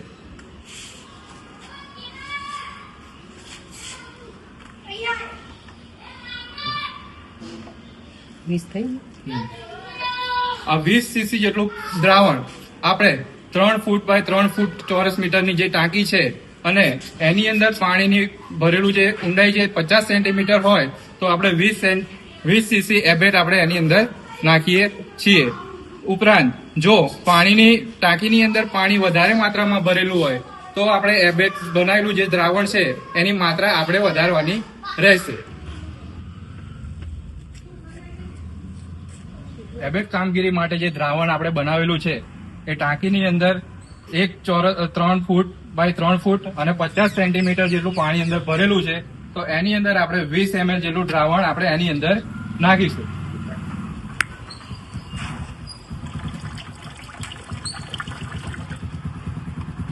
દ્રાવણ નાખ્યા બાદ ફૂટપટ્ટી વડે અથવા તો લાકડી વડે એને બરાબર હલાવવાનું છે કે જેથી કરીને આપણું એબેટનું બનાવેલું દ્રાવણ નીચે ઊંડાઈ સુધી જાય. બનાવેલું દ્રાવણ ટાંકીની અંદર નાખતા અંદર રહેલી મચ્છરની લાર્વી મરી જાય છે, જેના લીધે આપણે મેલેરિયા, ડેન્ગ્યુ, ચિકનગુનિયા જેવા રોગોથી આપણે રક્ષણ મળે છે. આભાર. આપણે આ વિડીયો જે જોયો છે એમાં આપણે જોયું કે જે દ્રાવણ બનાવવામાં આવે છે એ મેઝરમેન્ટથી જ લેવાનું છે. એટલે 3 ફૂટ લાંબી હોય, 3 ફૂટ પહોળી હોય અને 50 સેન્ટીમીટર ઊંડી હોય. એના અંદર જે પાણી ભરેલું હોય છે એના અંદર 20 સીસી નાખવાનું હોય છે અને 20 સીસી નાખ્યા પછી એને આપણે ફૂટપટ્ટીથી હલાવવાનું હોય છે. બને ત્યાં સુધી આ લોખંડની ફૂટપટ્ટી આપણા જોડે રાખવી બહુ હિતાવહ છે. એના ફિલ્ડમાં એક રમૂજ સાથે કે 5 ફાયદા થાય છે. રિપોર્ટ બનાવવા માટે એક તો કામમાં આવશે, હાથમાં હશે તો કૂતરું પણ કરડે નહીં તમને, અને જે પાણીમાં દવા નાખીશું જો લાકડાની ફૂટપટ્ટી હશે તો વારંવાર પાણીમાં નાખવાથી એ બગડી જશે. જો સ્ટીલની ફૂટપટ્ટી હશે તો બેન્ડ પણ નહીં થાય. અને જો હલાવી દેશો તમે અને એના પછી મિશ્ર થઈ જશે તો તમે જે અબેટ નાખ્યું છે એના પછી 15 થી 20 મિનિટ પછી લાર્વી પર એની અસર જોવા મળશે. એટલે જ્યારે આશાબેનો આપણે દવા નાખીએ છીએ અને જો કોઈ જગ્યાએ લાર્વી જોવા મળે તો એમાં અબેટ નાખ્યા પછી આપણે 10 ઘર આગળ જઈશું. 10 ઘર આગળ સુધી દવા નાખી દીધી પછી 15 મિનિટ પછી એ જ ઘરે જે જગ્યાએ આપણે લાર્વા જોવા મળે ત્યાં પાછા આવીશું આપણે. અને જો પાછા આવ્યા પછી આપણે જે અબેટ નાખ્યું હતું એનાથી લાર્વી જો બધી મરી જાય છે તો તમારો ડોઝ નાખેલો છે બરાબર છે. અને જો કદાચ લાર્વી અધકચરી મરી ગઈ હોય, અડધી મરી હોય, અડધી જીવતી હોય તો બીજો ડોઝ નાખીશું. એટલે શું થશે, તમારે 10 જ ઘરમાં આ ડોઝ રિપ્લેસ કરવાનો થશે અથવા તો વધારો નાખવાનો થશે. જો તમે આખા ગામમાં દવા નાખીને પછી ત્યાં જોવા આવશો તો આખું ગામ રિપીટ કરવાનું થશે. એટલે આપણે હંમેશ માટે મહેનત પાણીમાં જ કરવાની છે. પૂરા પાણીમાં જ જોવા મળે છે પણ આપણી મહેનત પાણીમાં ના જાય એ ખાસ જોવાનું છે. કારણ કે પૂરા પાણીમાં છે, મહેનત પણ પાણીમાં કરીએ છીએ અને જો એમાં આપણે યોગ્ય ડોઝ નહીં નાખીએ અને ચકાસણી નહીં કરીએ કે આપણે નાખેલા ડોઝથી લાર્વી મરી ગઈ છે તો પછી એ બધી મહેનત આપણી પાણીમાં જ જશે અને ત્યાં લાર્વી પણ થશે અને મચ્છર પણ થશે. એટલે ઘણીવાર આપણને જોવા મળતું હોય છે કે પાણીમાં દવા નાખી પણ સાહેબ અબેટથી લાર્વી મરતી નથી. એવું નથી. પાણીનો ડોઝ કેટલો છે, પાણીની ક્વોન્ટિટી કેટલી છે એ પ્રમાણે ભાઈશ્રીએ વાત કરી, ખૂબ સરસ કરી. એમાં ડોઝ ડબલ અથવા 3 ગણો કરવાનો છે. અને આ લાર્વીની ક્વોન્ટિટી મારવા માટે કદાચ જો થોડો ડોઝ વધારે પડશે તો કોઈ ચિંતા કરવાની નથી. અને આ પાણી પશુ પીવાના હવાડામાં, ટાંકીમાં એમાં જ કરીએ છીએ. એટલે ઘર વપરાશી પીવાના પાણીમાં આપણે આ અબેટ નાખતા નથી. પીવાના પાણીમાં અબેટ નહીં નાખવાનું. જ્યારે ઘરમાં જઈને પૂછીએ ભાઈ આ પાણીનો ઉપયોગ પીવા માટે થાય છે માણસના કે હા, તો એમાં આપણે અબેટ નાખતા નથી. ત્યાં ગપ્પી ફિશ મૂકી દેવાની. મોટો ટાંકો હોય તો એમાં 3 ફૂટ લાંબો હોય, 3 ફૂટ પહોળો હોય અને જેટલો ઊંડો હોય એમાં એવરેજ ઓન એન એવરેજ 4 થી 5 ફિશ નાખો તમે એટલે સફિશિયન્ટ છે. કારણ કે એક મચ્છર દર 2 દિવસે ઈંડા મૂકે છે અને ઈંડા મૂકે ત્યારે 150 થી 200 ઈંડા મૂકે છે. જ્યારે એક ગપ્પી માછલી રોજના 150 ઈંડા ખાય છે અને લાર્વા ખાઈ જાય છે. એટલે આપણે બેનિફિટ એ થશે કે જો ખુલ્લો ટાંકો હોય, વારે ઘડીએ પાણી ભરાઈ રહેતું હોય, અબેટ ના નાખવું હોય તો હેચરી હોય છે, પ્રાથમિક આરોગ્ય કેન્દ્ર દીઠ હેચરી છે અને હેચરીમાંથી તમે જો લાર્વી લાવશો અને 4-5 ઈંડા લાર્વી મૂકી દેશો તો લાર્વીનું વર્ષમાં 2 વાર બ્રીડિંગ થતું હોય છે. એક એપ્રિલ મેમાં થતું હોય છે અને એક સપ્ટેમ્બર ઓક્ટોબરમાં. જો તમે અત્યારે 500 નાખી હશે તો ઓન એન એવરેજ એક ગપ્પી ફિશ 7 થી 8 બચ્ચા આપે છે અને સારામાં સારો નેચરલ સોર્સ છે. અને અત્યારે ચોમાસામાં તમે જેટલી ફિશ નાખશો ઓવરફ્લો થઈને જશે માછલી તો પણ ત્યાંય તમારી માછલી જોવા મળશે. મારો એક દાખલો કહીશ. હું જ્યારે સાબરકાંઠામાં હતો તો તલોદમાં અમે 60-70 ટાંકામાં માછલી નાખેલી. પુષ્કળ વરસાદ થયો. અમે માછલી નાખી હતી એપ્રિલ મહિનામાં. જુલાઈમાં એટલો બધો વરસાદ થયો તો ન્યૂઝપેપરમાં આવેલું કે તલોદમાં માછલીઓનો વરસાદ. વાસ્તવમાં માછલીઓનો વરસાદ નહોતો પણ જે ટાંકા ઓવરફ્લો થયા અને એમાં જે માછલીની ડેન્સિટી એટલી બધી વધી હતી કે બધી માછલી તળાવમાં આવી ગઈ અને એના પરિણામે ઓટોમેટિક અમારી હેચરી ડેવલપ થઈ ગઈ. આજે અમદાવાદ જિલ્લામાં અમે 90 જેટલી હેચરી ડેવલપ કરી છે કે જેમાં તળાવો છે, કન્સ્ટ્રક્ટેડ હેચરી છે અને લોકોના ઘરમાં પણ મૂકીએ છીએ. એટલે બાળકો પણ એમાં રમત રમે છે કે ભાઈ આપણા ઘેર માછલી છે તો બાળક પણ જોઈને આનંદ લેશે. પણ આ માછલી એક સમયે આપણા માટે આશીર્વાદ છે. જે લાર્વી છે એ લાર્વીનો તમામ નાશ કરે છે. ઘણીવાર આપણને પશુ પાણી પીતું હોય તો ગામના લોકો ના પાડે કે ભાઈ આમાં દવા નહીં નાખો તો આપણે કશું કરવાનું નહીં. 4-5 માછલી લાવીને ત્યાં મૂકી દેવાની અને માછલીના કારણે ત્યાં લાર્વી પણ નહીં થાય. માછલી આપણી જીવંત રહેશે, લાર્વી નહીં થાય અને આપણો જે આશય છે એ આપણો સફળ થશે. બહુ સરસ વાત કરી સાહેબ. તો એબેટનો આપણે બહુ સુંદર મજાનો વિડીયો જોયો અને એકચ્યુઅલી ડેમોન્સ્ટ્રેશન સાથે. એટલે મેં સાહેબને રિક્વેસ્ટ કરી હતી કે આવા નાના નાના 1-1 મિનિટના વિડીયોઝ હોય તો એક તો બહુ બોરિંગ પણ ના લાગે અને જે ખરેખર સ્કિલ એ લોકોને ડેવલપ કરવાની હોય એ પણ આપણે કરી શકીએ. હું જ્યારે સર્વેલન્સમાં પહેલાં જતી હતી ત્યારે સૌરાષ્ટ્રના અમરેલીના કોઈક નાના ગામડામાં ગઈ હતી અને બહુ જ બધા માટલા ભરેલા હતા. એટલે મેં એવું કીધું કે બેન આ માટલા કેટલા દિવસથી ભરેલા છે? એટલે કે બેન 7-1 દિવસથી ભરેલા છે. તો એની નીચે જે બેડું મૂકવાનું હોય એમાં જે પાણી ટપકે એ જગ્યામાં મેં એમને કેટલા બધા 20 થી 30 લાર્વા બતાવ્યા. પછી મેં કીધું કે બેન આ સાફ તો કે ના બેન અમે આ સાફ તો કર્યું નથી 7 દિવસથી. એટલે જુઓ 7-8 દિવસમાં એ પાણી ભેગું થઈને ત્યાં લાર્વા થઈ ગયા. એટલે એમણે કીધું કે આ તો લાર્વા છે પણ મેં કીધું કે આપણે એક બોટલમાં ભરી દઈએ અને તમે જોજો કે આ લાર્વામાંથી મચ્છર થશે. જે એકચ્યુઅલી એને ખબર નથી કે પાણી હોય ત્યાં પોરા હોય ને પોરા હોય ત્યાં મચ્છર હોય. એ કન્સેપ્ટ જ લોકોમાં નથી. એટલે હું બોટલોમાં લાર્વા ભરીને બધાના ઘરે મૂકતી અને બતાવતી કે જુઓ થોડા દિવસમાં તો કે હા બેન આ તો ખરેખર મચ્છરો થઈ ગયા. તો એ વાત લોકોને પહોંચાડવાની છે. કોમ્યુનિટી લેવલે આશાબેનનો જે રોલ છે, કારણ કે કોમ્યુનિટીની જે હાર્ટ જેવી વ્યક્તિ હોય એ આશાબેન છે.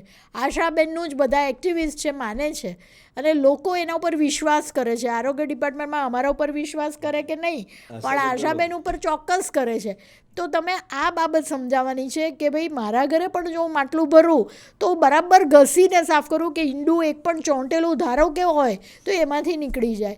એટલે સાફ કરવાની મેથડ ડ્રાય ડે ઉજવવાની વાત છે કે જે અમે લોકો વારે લોકોને ડ્રાય ડે સેલિબ્રેશન કહેતા કે ભાઈ અઠવાડિયામાં 1 દિવસ ડ્રાય ડે. આ લોકોને ભાઈ ડ્રાય ડે એટલે શું? તો કે ભાઈ બધી વસ્તુ ખાલી કરી અંદર બરાબર પેલું નાળિયેરના કૂચાથી સાફ કરવાનું. તો કે એવું કેમ? કારણ કે ઈંડા એવા ચોંટેલા હોય કે જેવું પાણી નાખો એટલે પાછા જીવિત થઈ જાય. તો આવી ઝીણી બાબતો છે જે આઈસીમાં બહુ જ ઇમ્પોર્ટન્ટ બાબત છે સાહેબ. તો એ આપણે લોકો સુધી પહોંચે. આશાબેનને મારે એ જ વિનંતી કરવાની છે કે even charity begins at home. અને હું હંમેશા કહું કે સ્વજન, સમુદાય અને સમષ્ટિ કલ્યાણ. પહેલાં સ્વના ઘરમાં શું લોચા છે? પેલા બેન કે પહેલાં આશાબેનના ઘરે તો જોઈ આવો એના માટલા નીચે કેટલા પોરા છે. ભાઈ આવું બિલકુલ ચાલી ના શકે. પહેલાં હું શીખી છું તો શરૂઆત હું મારા ઘરથી કરું. હું મારા ઘરે બરાબર વ્યવસ્થિત વાસણો સાફ રાખું અને જરાય પોરા થવા ના દઉં તો પછી તમે લોકોને કહી શકો. એટલે પહેલાં સ્વ, પછી તમારી દેરાણી, જેઠાણી, નણંદ આજુબાજુના ઘરમાં અને ત્યાર પછી સમુદાયમાં તો તમે કામ કરો છો તો લોકો તમારું માનશે. જો તમે જો એ વસ્તુ કરશો કરશો તો લોકો પણ તમારું માનશે, બાકી લોકો તમારું માનશે નહીં. તાવ આવે તો તમારો ટેસ્ટ, ના બ્લડનો ટેસ્ટ મારે થોડો કરાવવાનો હોય. કેમ ભાઈ, આપણે ભગવાન છીએ તો આપણને ખબર હોય કે આ વેલ્સીપેરમ છે, આપણે પણ ટેસ્ટ કરાવવો પડે, આપણે પણ બધું કરવું પડે, આપણે પણ દવા લેવી પડે. દવા લીધા વગર તો મટે નહીં. કોવિડનો ટેસ્ટ બધાએ કરાવ્યો જ છે, ખબર છે બધાને. કોવિડ બહુ ખરાબ એપિડેમિક આપણે ફેસ કર્યો છે, અને આશાબેનો આપણે બધા બહાર પણ એમાંથી નીકળી ગયા છે. ઈશ્વરની કૃપા કહો, કારણ કે ઈશ્વરની કૃપા વગર કંઈ થતું નથી. તો આ બધી બાબતો જે વાત કરી મેં, એમાં આઈસી એ બહુ જ ઇમ્પોર્ટન્ટ પાર્ટ છે. અને આશાબેનનો મેઇન રોલ પ્રિવેન્શનમાં છે. આ દવા આપીને આ કર્યું એ બધું તો બરાબર છે, એ વધારે ખર્ચાળ છે. મને થાય કે પ્રિવેન્શન કદાચ ખર્ચાળ પણ હોય ને તો પણ પ્રિવેન્શન ઉપર જ આપણે કામ કરવું જોઈએ, કારણ કે પ્રિવેન્શન ક્યારેય ખર્ચાળ હોતું નથી. કારણ કે જિંદગીની સામે તો કોઈ વસ્તુ કિંમતી હોતી જ નથી. આપણે હમણાં 2025 તો ઘણા બધા વસ્તુ બતાવ્યા કે લાઈફની સામે કરોડો અબજો રૂપિયા પણ ધૂળ જેવા છે. એ આપણે એક્સપિરિયન્સ કર્યું છે. એટલે પ્રિવેન્શન ઉપર આપણે કામ કરીએ, કારણ કે prevention is always better than cure. તો સર, હવે મારો મુદ્દો એ આવે છે કે આશાબેનોએ એકચ્યુઅલી મલેરિયા, ડેન્ગ્યુ, ચિકનગુનિયા કે જે એ વેક્ટરબોર્ન ડિઝીઝમાં ફાઇલેરિયાસિસ, હાથીપગો છે, જાપાનીઝ એન્કેફેલાઇટીસ છે, યલો ફીવર, એ બધું ભલે હોય, પણ આપણે આ 3 ઉપર ફોકસ જ્યારે કરવું હોય, અને 3 મચ્છરની વાત આપણે કરી, ક્યુલેક્સ, ગંદા પાણીમાં, અને લોકોના મગજમાં એવું કન્સેપ્ટ કે ગંદુ પાણી ક્યાં છે તો મચ્છર ક્યાંથી થાય, પણ આપણને એ નથી ખબર કે આ વસ્તુ જે છે ચોખ્ખા પાણી, ગંદા પાણી બધામાં મૂકે છે. એકલા ગંદા પાણીમાં ઈંડા નથી મૂકતું, એ તો ચોખ્ખા પાણીમાં એડિસ ને બધા તો ઈંડા મૂકે છે. તો તમારું પક્ષી, અમારે અહીંયા સેક્ટર 9માં મારો બંગલો હતો, તો ત્યાં મેક્સિમમ મચ્છરો ઉડે. એટલે મેં એકવાર મેલેરિયાની એક ટીમને બોલાવ્યું કે મચ્છર, તો કે મેડમ પણ પક્ષીદાનીને તો સાફ હું જ રોજ કરું. પણ વાત એવી છે કે એ તમારે, હું તો 3 દિવસ એને સાફ કરતી હતી, મને ખબર છે કે એમાં જ મચ્છર થાય. એટલે એમણે બધા રૂટ શોધી કાઢ્યા, મેડમ આટલી જગ્યાએ મચ્છરો છે. એટલે પહેલી વસ્તુ, તમે પક્ષીને પાણી નાખો છો, બહુ સારી વાત છે, પણ હું મારા મમ્મીને કહું કે કાં તો તું નાખ નહીં, કારણ કે તારી જોડે બીજું કોઈ નથી, તો રહેવા દે, એને સુકાવા દે. અને કાં તો પછી દર 2 દિવસે કોઈ માણસ એને બરાબર સાફ કરી નાખે, એકદમ ઘસીને, તો જ તમારા આ ઈંડા કે લાર્વાને બધું થાય નહીં. એટલે આ એક મુદ્દો છે કે આઈસીના અગત્યના મુદ્દાઓ કયા છે. ધારો કે પહેરેલા કપડાં તમારે ફૂલ સ્લીવના પહેરવાના, પછી તમારે સાંજે બારી બંધ કરવાની, પછી ધુમાડો લીમડાનો કરો. ગામડામાં તો લીમડાનો ધુમાડો બહુ બધો કરતા હોય છે. કાચબાછા અગરબત્તીથી માંડીને હવે તો બધા કેટલા વસ્તુ રેપેલિયન્ટ નીકળ્યા છે કે જે વાપરીને લોકો ગાંડા થઈ ગયા, અને સ્પ્રે પણ બધા આવી ગયા.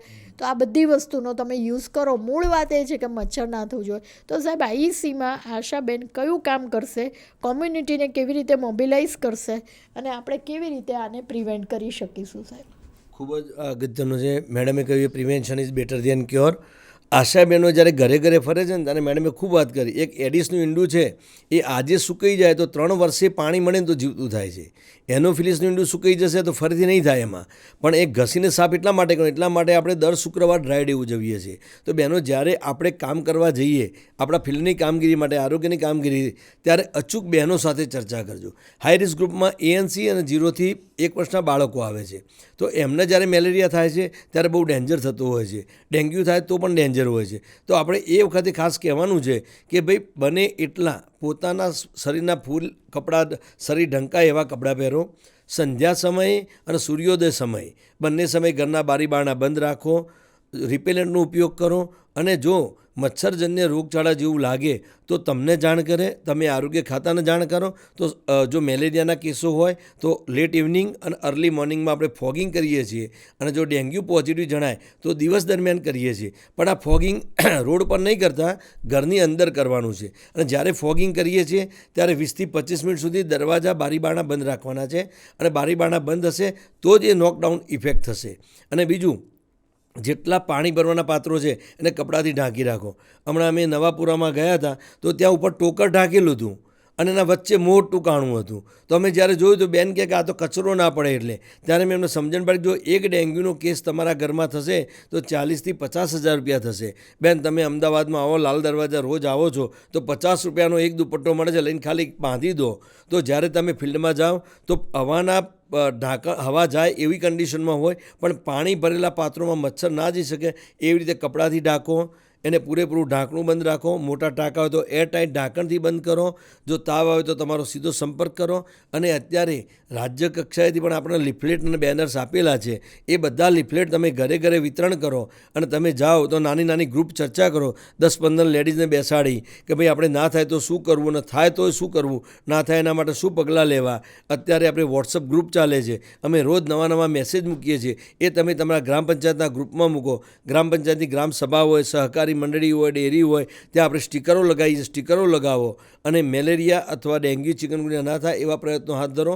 અને જેટલા ફેસ ટુ ફેસ વાત કરશો તમે તો તમારી 100% ત્યાં આગળ છે. કારણ કે મલ્ટીપર્પઝ વર્કર એક ગામમાં બીજા ત્રીજા દિવસે આવે છે, જ્યારે આશાબેન તરીકે તમે ફરજિયાત રોજે રોજની મુલાકાત કરો છો. આવું કંઈ પણ જોવા મળે તો પણ થાય. આપણે એક નાનો વિડીયો તમને બતાવીએ છીએ કે ડાયફ્લુબેન્ઝોલિન નામની દવા આવે છે.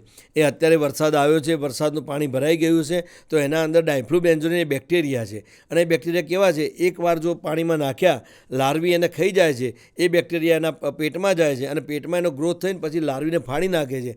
ફાડી નાખ્યા પછી પણ પાછા ફરીથી બેક્ટેરિયા પાણીમાં આવે છે અને એ પાછા ફરીથી નવી લાર્વી એને લે છે. તો આ 15 દિવસે એકવાર નાખવાના છે. આપણે અબેટ દર અઠવાડિયે નાખીએ છીએ.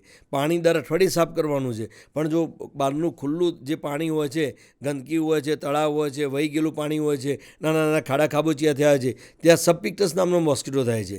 એ મેલેરિયા કરતો નથી પણ ન્યુસન્સ મોસ્કિટો છે, કરડે. લોકોને તો ખ્યાલ નથી, એમને તો મચ્છર કરડે એટલે મેલેરિયા થાય. એટલે આપણા જોડે ફરિયાદો પણ આવશે, કંટ્રોલ રૂમમાં ફરિયાદો આવે છે અત્યારે કે મચ્છર ઉત્પત્તિ થઈ જાય છે. તો મચ્છર ઉત્પત્તિની ડેન્સિટી જે ઘટાડીએ આપણે એના માટે ડાયફ્લુબેન્ઝોલિનનો છંટકાવ કરીએ છીએ. તો ડાયફ્લુબેન્ઝોલિન જે ખેતરમાં આપણે પંપ ઉપયોગ કરીએ છીએ એવા પંપથી છંટકાવ કરીએ છીએ. એ પણ દવા જોઈ લો તમે, આપણા ત્યાં વેક્ટર કંટ્રોલ ટીમો રાજ્ય સરકારે ફાળવી છે. એમાં માણસો આપણે રાખીએ છીએ અને એ માણસો મારફતે ગામમાં, ગામની આજુબાજુના, ગામના ફળિયાની વચ્ચે જ્યાં જ્યાં પાણીનો ભરાવ થયો હોય ત્યાં આપણે છંટકાવ કરવાનો છે. એટલા માટે તો આપણે છે કે મચ્છરો થાય એ પહેલાં એને મારી નાખશું તો મચ્છર નહીં થાય અને મચ્છરજન્ય રોગચાળો પણ નહીં થાય. આપણે નાનો વિડીયો જોઈશું એટલે આપણે ખ્યાલ આવી જશે.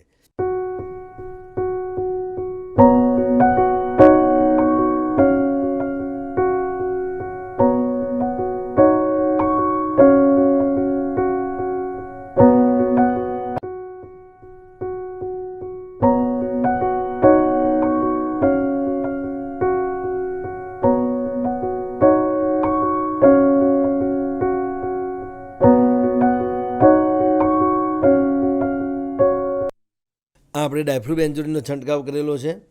હવે એક સરસ આના પછી એમએલઓ મોસ્કિટો લાર્વિસિડલ ઓઇલ છે કે જે છૂટાછવાયા જગ્યાએ છે, જે આપણે અબેટ નહીં કરવાનું. અબેટ માત્ર ઘરની અંદર અને બીટીઆઈ ઘરની બહાર. આપણે યાદ રાખવાનું છે જે પાણી ભરવાના પાત્રો હોય એના અંદર, કે જે પીવાના સિવાયના પાત્રો છે, કપડાં ધોવાના હોય, પશુ પીવાનું હોય, વાપર કચરા પોતા માટે લેતા હોય, એમાં આપણે અબેટ કરીએ છીએ. પણ બહાર ખુલ્લું માસમાં જ્યાં પાણી ભરી રહેતું હોય ત્યાં એમએલઓનો છંટકાવ મોસ્કિટો લાર્વિસિડલ ઓઇલ છે. અને એ સીધું કેવી રીતે કરવું એ આપણે એક નાનો અમથો વિડીયો. નમસ્કાર મિત્રો, મોસ્કિટો લાર્વિસિડલ ઓઇલ એમએલઓની કામગીરી કરવા માટે સૌપ્રથમ કોટનના બોલ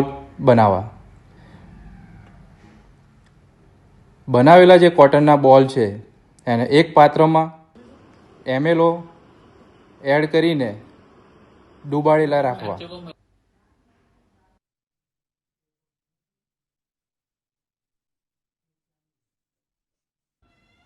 ચોમાસાની ઋતુમાં જ્યાં 7 દિવસથી વધારે અથવા તો કાયમી ખાડા ખાબોચિયા ભરાયેલા રહેતા હોય, પાણીનો સંગ્રહ થતો હોય તેવી જગ્યાએ એમએલઓનું ડાયરેક્ટ છંટકાવ કરવું. ડાયરેક્ટ છંટકાવ કરવાથી ખાડા ખાબોચિયામાં જે પાણી ભરાયેલું છે તેના પર એક સ્તર તૈયાર થશે, જેના લીધે પાણીની અંદર રહેલા મચ્છરના પોરાનો નાશ થાય છે. એમએલઓનો છંટકાવ કર્યા બાદ વિડીયોમાં જોઈ શકાય એ રીતે પાણી પર એક લેયર બને છે, સ્તર થાય છે, જેના લીધે મચ્છર ઉપર બેસી શકતા નથી, ઈંડા મૂકી શકતા નથી અને ખાડો ખાબોચિયામાં રહેલ મચ્છરના લાર્વી નાશ પામે છે. જો આપણી પાસે એમએલઓ ના હોય સ્ટોકમાં તો બળેલા ઓઇલનો છંટકાવ કરી શકીએ છીએ. બળેલું ઓઇલ પણ એમએલઓ જેવું જ કામ કરે છે. હવે આપણે અગાઉ જે કોટનના બોલ બનાવેલા હતા, એમએલઓમાં ડુબાડીને જે રાખેલા હતા, એનો ઉપયોગ ખુલ્લી મોટી જગ્યા કે જ્યાં આપણે પહોંચી શકતા નથી એવી જગ્યાએ ખુલ્લી મોટી જગ્યામાં પાણી ભરાયેલ હોય તો બનાવેલ બોલ દ્વારા એનો આપણે થ્રો કરી મોટી જગ્યાને કવર કરી શકીએ છીએ અને જેના લીધે મચ્છરનો ઉપદ્રવ થતો અટકાવી શકીએ છીએ. બનાવેલા બોલને મોટી જગ્યા કવર કરવા માટે વિસ્તારમાં જુદી જુદી જગ્યાએ બોલને થ્રો કરીને ફેંકવા, જેથી મોટી જગ્યાને આપણે કવર કરી શકીએ છીએ. અગાઉ જોયું એ પ્રમાણે અહીંયા પણ બોલને થ્રો કરીએ તો પાણી પર એક લેયર જમા થશે, જેના લીધે મચ્છરનો ઉપદ્રવ થતો આપણે અટકાવી શકીએ છીએ અને મલેરિયાથી આપણે બચી શકીએ છીએ. મિત્રો, આપણે આ જોયું એ મોસ્કિટો લાર્વિસિડલ ઓઇલ એવું છે કે જે દૂધ ગરમ કરીએ છીએ ને મલાઈ થઈ જાય પર તોર બની જાય છે, એવું એક લેયર બની જાય છે. એટલે જે લાર્વી નીચે હોય છે એને દર કલાકે હવા લેવા માટે ઉપર આવવું પડે છે અને એના અંદરની સાયફન ટ્યુબ હોય છે. એ સાયફન ટ્યુબથી હવા લેતી હોય છે. આ લેયર બની જાય છે, એના કારણે એ સાયફન ટ્યુબ ચોકઅપ થઈ જાય છે, હવા લઈ શકતી નથી, એટલે એમએલઓથી સીધી મરી જાય છે. બોલનું અગત્યનું કામ એ છે કે અત્યારે વરસાદ આવ્યો, નાનું અમથું જે ખાડો ખાબોચ્યું છે એના અંદર પાણી ભરાયેલું છે, તો એ પાણી જ્યારે ધીમે ધીમે વરસાદ બંધ થઈ જાય તો જે નીચાણવાળો ભાગ હશે ત્યાં જશે, તો આપણું કપડું છે એ પણ નીચાણવાળા ભાગમાં જશે. એટલે જ્યારે પાણી સુકાઈ જાય ત્યારે એ ઓઇલ પાછું કપડામાં આવી જાય છે. એટલે પાછું જો બીજી વાર વરસાદ આવે છે તો એના એ જ ઓઇલ પાછું બહાર આવે છે. એટલે તમે 15 દિવસે એકવાર આ એક્ટિવિટી કરશો તો તમારો વિસ્તાર આખો કવર કરવા માટે સમય પણ મળી રહેશે. ડાયફ્લુબેન્ઝોલિન 15 દિવસે કરવાનું છે, એમએલઓ 15 દિવસે છે, પણ અબેટ દર અઠવાડિયે કરવાનું છે. એટલે તમે દરેક ગામમાં ઘરે ઘરે અઠવાડિયે મુલાકાત કરો ત્યારે તમે ત્યાં ફરતા હશો, પણ આઉટસાઇડ જ્યાં મોટા મોટા માસમાં છે, જનરલી પશુપાલકો ત્યાં પશુ ચરાવતા હોય છે, બાંધતા હોય છે, એવી જગ્યાએ જો એમએલઓનો છંટકાવ કરીએ આપણે તો 15 દિવસે એકવાર મુલાકાત કરશો તો પણ તમને ત્યાં એનું પરિણામ જોવા મળશે અને મચ્છર ઉત્પત્તિ ઘટાડી શકાશે. હવે જ્યારે ગામમાં નાના નાના ખાડા ખાબોચિયા થયા હોય, એમએલઓનો છંટકાવ ના કરી શકાય પણ એને આપણે વહેતા કરી દઈએ તો પણ થાય. અને વહેતા કરવા માટે આપણે ગામને પંચાયતનો સહકાર લેવાનો હોય છે. પાણી જ્યારે એકવાર વહી જાય છે, ઉતરી જાય છે, પછી ત્યાં માખી પણ એના જોડે જોડે થતી હોય છે. એટલે મચ્છર માખી બંને ન થાય એના માટે ચૂનાનો છંટકાવ પણ કરવાનો હોય છે. અને આ જે ચૂનાનો છંટકાવ કરીએ છીએ એના કારણે કાદવ કિચડમાં પણ પેલો આપણને ફાયદો થતો હોય છે અને નાની નાની જીવાત પણ જોવા મળતી નથી. એટલે એમએલઓ પણ કરીએ, બીટીઆઈ પણ કરીએ અને અબેટ પણ કરીએ અને એની સાથે સાથે ડ્રાય ડે ઉજવીશું. એટલે મેઇન આશા તરીકે કોઈ પણ તાવનો કેસ આવે તો એનો લોહીનો નમૂનો લઈ પ્રાથમિક આરોગ્ય કેન્દ્રમાં 24 કલાકમાં મોકલી દેવાનો છે અને જો પોઝિટિવ જણાય તો એમાં આપણે એને તાત્કાલિક સારવાર આપવાની છે. અને એ સિવાય જ્યાં જ્યાં પાણીનો ભરાવ થયો હોય ત્યાં એમએલયુનો છંટકાવ કરીએ, ઓઇલનો છંટકાવ કરીએ, બળેલા ઓઇલનો કરીએ, ડાયફ્લુબેન્ઝોલિન અને અબેટનો તો પણ થશે. આપણે એક નાનો અમથો વિડીયો જોઈ લઈશું કે જે ગામમાં સરપંચ મુખી હોય છે એને પણ આપણે આ વાતથી અવગત કરીએ તો આપણને એનું સારું પરિણામ મળી શકે છે.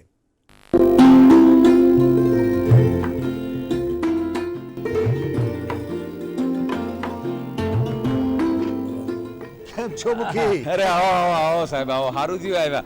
કઈ ખાસ વાત કેવા આવ્યા છો? શું ખાસ તો બીજું શું કહેવાનું મુખી, પણ આ ગામડાઓમાં મચ્છરનો ઉપદ્રવ બહુ થાય છે એટલે સમજાવવા માટે આવે. ગામડામાં મુખ્યત્વે નદીના પટમાં ભરાઈ રહેલા ખાબોચિયા, નહેરમાં, એની આજુબાજુ ભરાતા પાણીમાં, વરસાદી પાણીના નાના નાના સંગ્રહસ્થાનો, તલાવડી, જળાશય, પાણી ભરેલા ડાંગરના ખેતર, કૂવા, ચેકડેમ જેવી જગ્યાએ કે જ્યાં પાણી બંધિયાર થઈ જાય છે ત્યાં મચ્છર ઉદ્ભવે છે. અને આ મચ્છરોના કરડવાથી મેલેરિયા ઉપરાંત આવા બીજા અનેક રોગો થાય છે. હા, અને એટલે જ પાણી ભરેલા ખાડાઓમાં માટીથી પુરાણ કરવું જોઈએ. આ પાણીને વહેતું કરવું જોઈએ. આ જળાશયો, તલાવડીમાં પૂરા ભક્ષક માછલીઓ મૂકવી જોઈએ અને મચ્છરોથી બચવા માટે દવાયુક્ત મચ્છરદાનીનો જ ઉપયોગ કરવો જોઈએ. આમ કરવાથી આપણે મેલેરિયા અને મચ્છર કરડવાથી થતા બીજા રોગોથી બચી શકીએ છીએ. બિલકુલ બરાબર. છતી આંખે અંધ ન બનો. મચ્છર જ્યાં થાય તે સ્થળને સ્વચ્છ રાખો. આપણે જ આપણા ભવિષ્યને ઘડીશું. મચ્છર દૂર ભગાવો, મેલેરિયાથી ગામને બચાવો. મચ્છર ભાગે, મેલેરિયા ભાગે. બાળકો, સગર્ભા સ્ત્રીને મેલેરિયાથી બચાવો. અનેક ઉપાયો વચ્ચે તમેલો જાણી અક્ષર છે દવાયુક્ત મચ્છરદાની. એક એક અકેલા થક જાયેગા મિલકર હાથ બઢાના સાથી હાથ બઢાના. એક વ્યક્તિનું કામ નથી, ઘણા બધા ડિપાર્ટમેન્ટનું કામ છે. બધા યુઝ્યુઅલી એવું સમજતા હોય છે કે બધું કામ આરોગ્ય ડિપાર્ટમેન્ટનું, પણ બધું કામ આરોગ્ય ડિપાર્ટમેન્ટ પણ નહીં. ICDSનું પણ છે ને રેવન્યુનું પણ છે ને વોટર એન્ડ સેનિટેશન ડિપાર્ટમેન્ટનું પણ છે અને બધા જ લોકોનું કામ છે. એટલે જો બધા સાથે મળીને આ યજ્ઞમાં આહુતિ આપે તો આપણે ડેફિનેટલી એલિમિનેશન ઓફ મેલેરિયા ચોક્કસ કરી શકીશું. એમાં કોઈ બેમત જ નથી. તો મને એવું લાગે છે કે હવે આપણે સ્ક્રીન ઉપર સવાલ માટે નંબર મૂકીએ કે જેને કારણે આશાબેનોને કોઈ પ્રશ્નો હોય તો એ પૂછી શકે. ત્યાં સુધી આપણે આપણો વાર્તાલાપ ચાલુ રાખીશું. IECના ઘણા બધા જે નંબર છે 1800-233-44-55.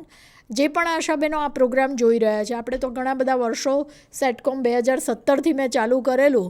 જયંતિ રવિ મેડમ હતા ત્યારથી વધારે હાઈએસ્ટ લેવલ પર ગયું. મેડમ પોતે પણ મારી જોડે સેટકોમમાં આવતા. કહેવાનો મારો મતલબ એ છે કે તમારા માટે આ વસ્તુ નવી નથી સવાલો પૂછવા. તમે ઘણા બધા સવાલો 15 સવાલો આવતા હતા. તો જે પણ આશાબેનો આ પ્રોગ્રામ જોઈ રહ્યા છે ફટાફટ ડાયલ કરે, કયા જિલ્લામાંથી છે, કયા ગામમાં, કયા PSCમાં અને તમારો પ્રશ્ન શું છે. કદાચ એવું બની શકે કે આ પ્લેટફોર્મ જ એવું છે કે જેમાં તમારા બધા પ્રશ્નોનું સમાધાન છે. તો રાઠોડ સાહેબ જેવી આટલી એક્સપિરિયન્સ વ્યક્તિ બેઠી છે. મેં પોતે 600 એપિસોડ કર્યા છે. મને જે આવડશે હું જવાબ આપીશ, સાહેબને આવડશે સાહેબ આપશે, સાહેબને તો આવડશે જ. તો તમારો સવાલ જે પણ હોય એ ફટાફટ ડાયલ કરી અને અમને પૂછી શકો છો.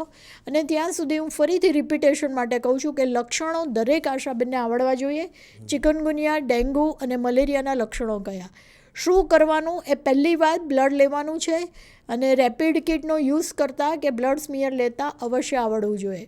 ત્રીજું કે જ્યારે તમે ઘરે સર્વેલન્સ કરો છો તો એમાં હાઈરિસ્કનું તમારી પાસે લિસ્ટ હોવું જોઈએ કે આમાં પ્રેગ્નન્ટ લેડી કેટલી છે અને કેટલા નાના બાળકો છે, કેટલા વૃદ્ધો છે. જેને કારણે જ્યારે પણ એ ઘરમાં મેલેરિયા થાય ત્યારે તમારી એક્શન ડબલ થઈ જાય છે.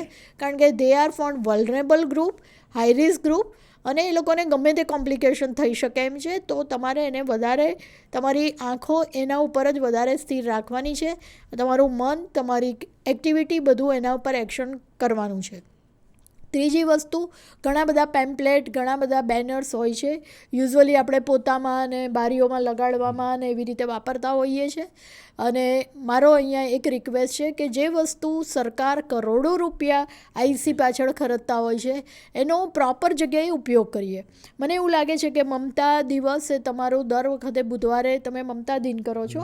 તમે વિલેજ હેલ્થ સેનિટેશન કમિટી ચલાવો છો જેમાં ટીચર્સ છે, સરપંચ છે, આશાબેન છે, FAW છે, ઘણા બધા 15 જણાનું ગ્રુપ છે. તો મને એવું લાગે છે કે આવી રીતે ગ્રામ પંચાયત કે આંગણવાડીમાં તમારા બેનર કે પોસ્ટર લગાડો જેમાં રિપીટેડલી દૂધ મંડળી છે કે જ્યાં લોકો રેગ્યુલરલી આવતા હોય એવી જગ્યાએ તમે તમારા બેનર્સ હાઇલાઇટ કરો. લોકો, મને એમ લાગે કે જેટલા પણ વાંચશે એને સંદેશા તો મળશે કે આપણે એકચ્યુઅલી આ રીતે મચ્છરનો નાશ કરવાનો છે. તો આ રીતે આપણે રિપીટેડલી હાઉસ ટુ હાઉસ જઈને, સાહેબે કીધું એમ 15 બહેનોને ભેગા કરો, એક નાનું લઘુ શિબિર, અમે તો પહેલાં લઘુ ગુરુ શિબિરો કરતા. તો એવી રીતે કરી અને મલેરિયાને, મને એવું લાગે છે કે મેં તો ઘણા બધા સેટકોમ કર્યા છે એમાં જે દિવસ સેલિબ્રેશન હોય, ધારો કે એનિમિયા મુક્ત ભારત, તો આપણે એનિમિયા વિશે વાત કરીએ. જ્યારે કૃમિનાશક દવાની વાત કરીએ તો કૃમિનાશક, મેન્સ્ટ્રુઅલ હાઇજીન તો મેન્સ્ટ્રુઅલ હાઇજીન, મેલેરિયા દિવસની વાત આવે એટલે મેલેરિયાની વાત. મને એમ લાગે છે કે એ દિવસને આપણે ઉત્સવ તરીકે મનાવતા હોઈએ છીએ કે જાણે ઘરમાં ઉત્સવ હોય, પણ તો પછી આખું વરસ ભૂલી જઈએ છીએ કે આપણે ઉત્સવ તરીકે મનાવેલું. પણ મને એમ લાગે છે કે ઉત્સવને મગજમાં રાખી આખું વરસ એને ઉત્સવ તરીકે ઉજવીએ તો ડેફિનેટલી આપણે આ મલેરિયાનો એક પણ કેસ તમારા ગામમાં નહીં થાય. 1000ની, હા, મહેસાણાથી ફોન છે, આપણે પહેલાં મહેસાણા ફોન અટેન્ડ કરી લઈએ. મહેસાણા, આશાબેન નમસ્કાર. હા નમસ્કાર. તમારું નામ બોલો આશાબેન. મારું પ્રજાપતિ સંગીતાબેન. સંગીતાબેન બોલો, કેવું લાગ્યો પ્રોગ્રામ અને તમારો કયો પ્રશ્ન છે બેન?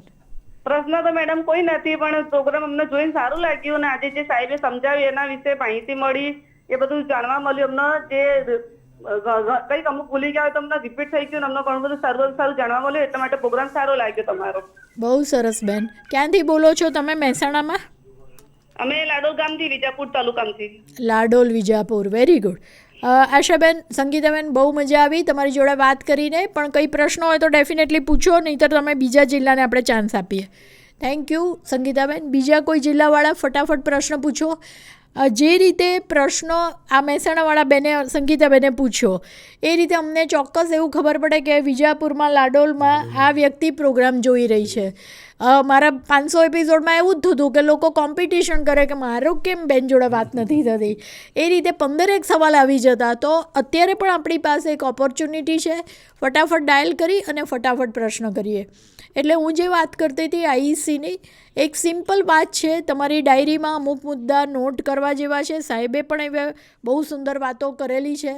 એબેટ છે એ ઘરના પીવાના પાણીમાં નથી નાખવાનું. અમુક ડૂઝ એન્ડ ડોન્ટ્સ જેને આપણે કહીએ કે જે ખરેખર આપણી લાઈફ માટે બહુ ઇમ્પોર્ટન્ટ છે, કે એબેટ છે એ એવી વસ્તુ છે કે જે પીવાના પાણીમાં ના વપરાય, તો એ ડોન્ટ્સમાં આવે. પણ ડૂમાં તમારે એબેટનું પાણી ટાંકીમાં નાખવું એ આવે. તો એવી વાત છે, બારી બંધ કરવી એ ડૂઝમાં આવે, હા, ખુલ્લી ના રાખવી એ ડોન્ટ્સમાં આવે. તો આવી બધી વાતો ડૂઝ એન્ડ ડોન્ટ્સનું લિસ્ટ બનાવવું જોઈએ. અને આશાબેનમાં મહેસાણાવાળાએ પ્રશ્ન પૂછ્યો, બનાસકાંઠા છે, અમદાવાદ છે, કારણ કે સાહેબ તો અમદાવાદથી જ આવ્યા છે, ઘણા લોકોને ખબર હશે કે આ પ્રોગ્રામ થઈ રહ્યો છે. તો અમદાવાદવાળા પણ કોઈ પણ પ્રશ્ન પૂછી શકે, અથવા અમને આ પ્રોગ્રામ ગમ્યો, અમારો કોઈ પ્રશ્ન નથી પણ અમને પ્રોગ્રામમાં મજા આવી, જાણવા મળ્યું, હવે અમે આ રીતે કરીશું, એવો પણ સવાલ પૂછી શકે છે. તો ફટાફટ આશાબેનો ડાયલ કરો, કારણ કે અમે એવી અપેક્ષા રાખીએ કે અમે જે 2 કે 3 કલાક ઇન્વેસ્ટ કર્યા એનું આપણને ફળ મળવું જોઈએ, પરિણામ મળવું જોઈએ. એક પણ મેલેરિયાનો કેસ ના થાય, કે ડેન્ગ્યુ કે ચિકનગુનિયા ના થાય, અને બધા જ લોકો સ્વસ્થ અને આરોગ્યમય રહે એવી ઈશ્વરને આપણે પ્રાર્થના કરીએ. કારણ કે આશાબેનો આટલું સુંદર કામ કરી રહ્યા છે, તો આપણે એ પણ પરિણામલક્ષી કામ કરીએ તો જ મજા આવે. તો આશાબેન ફટાફટ ડાયલ કરો. ત્યાં સુધી આઈસીની વાત કરી, અને સાહેબને હવે છેલ્લો પ્રશ્ન કે આશાબેનની મુખ્ય ભૂમિકા, એના 3-4 અગત્યના મુદ્દા, સર્વેલન્સ હોય, સ્લાઇડ કલેક્શન હોય, આઈસી હોય, હાઉસ ટુ હાઉસ, અથવા સ્પેસિફિક ટ્રાઇબલ સ્ટ્રેટેજી જે પણ હોય, એવા અગત્યના 3-4 મુદ્દા આપણે આશાબેનના રોલ્સ અને રિસ્પોન્સિબિલિટી માટે લઈ લઈએ. કારણ કે હવે આપણી પાસે પણ સમય અડધો જ કલાક છે, એટલે આપણે આગળ વધી રહ્યા છે. મને લાગે છે એક સવાલ આવી રહ્યો છે ડિસ્પ્લે. ફટાફટ સવાલ પૂછી લો, પછી રાઠોડ સાહેબ તમને તમારી ભૂમિકા વિશે જવાબ આપશે. આશાબેન સવાલ પૂછો પ્લીઝ. ગાંધીનગર દીવા તળે અંધારું નથી ને? હલો, હાજી નમસ્કાર આશાબેન. સુરત માંડવીથી. માંડવી સુરત. સુરત તો 13 ઇંચ વરસાદ પડી ગયો, રાઈટ? 13 ઇંચ વરસાદ એક દિવસમાં. બોલો બેન, તમારો પ્રશ્ન, તમારું નામ બોલો બેન.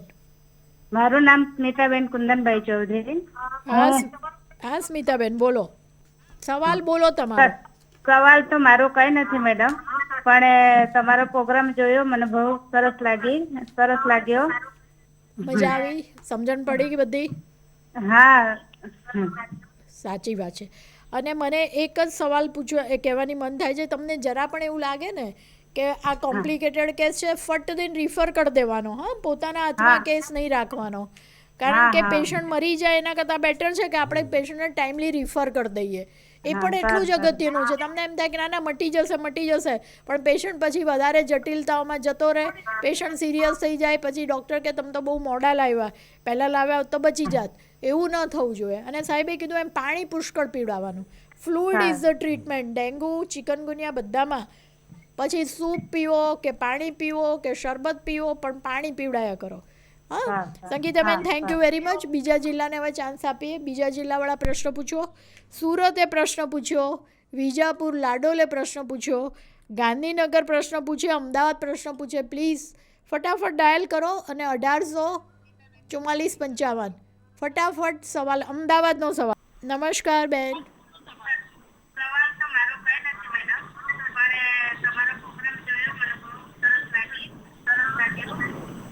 તમારું નામ બોલો બેન, નામ બોલો તમારું. મારું નામ ધામતવાર લીલાબેન. ક્યાંથી બોલો છો Lilaben? PHC Dhamatvar sub centre. Okay, Kanbha PHC Dhamatvar sub centre. Okay, તમારો સવાલ બોલો બેન. સારો છે પ્રોગ્રામ ને, હમણાં બધું જે ભૂલી ગયા હતા એ બધું યાદ આવી ગયું, સરસ રીતે બધું સમજ્યા, એમ કે થોડું રિપીટ થઈ ગયું અને બધું સારું લાગ્યું એમ. સરસ, વેરી ગુડ. હવે આ સપ્ટેમ્બર સુધી તમારે ધ્યાન રાખવાનું છે બેન, બરાબર?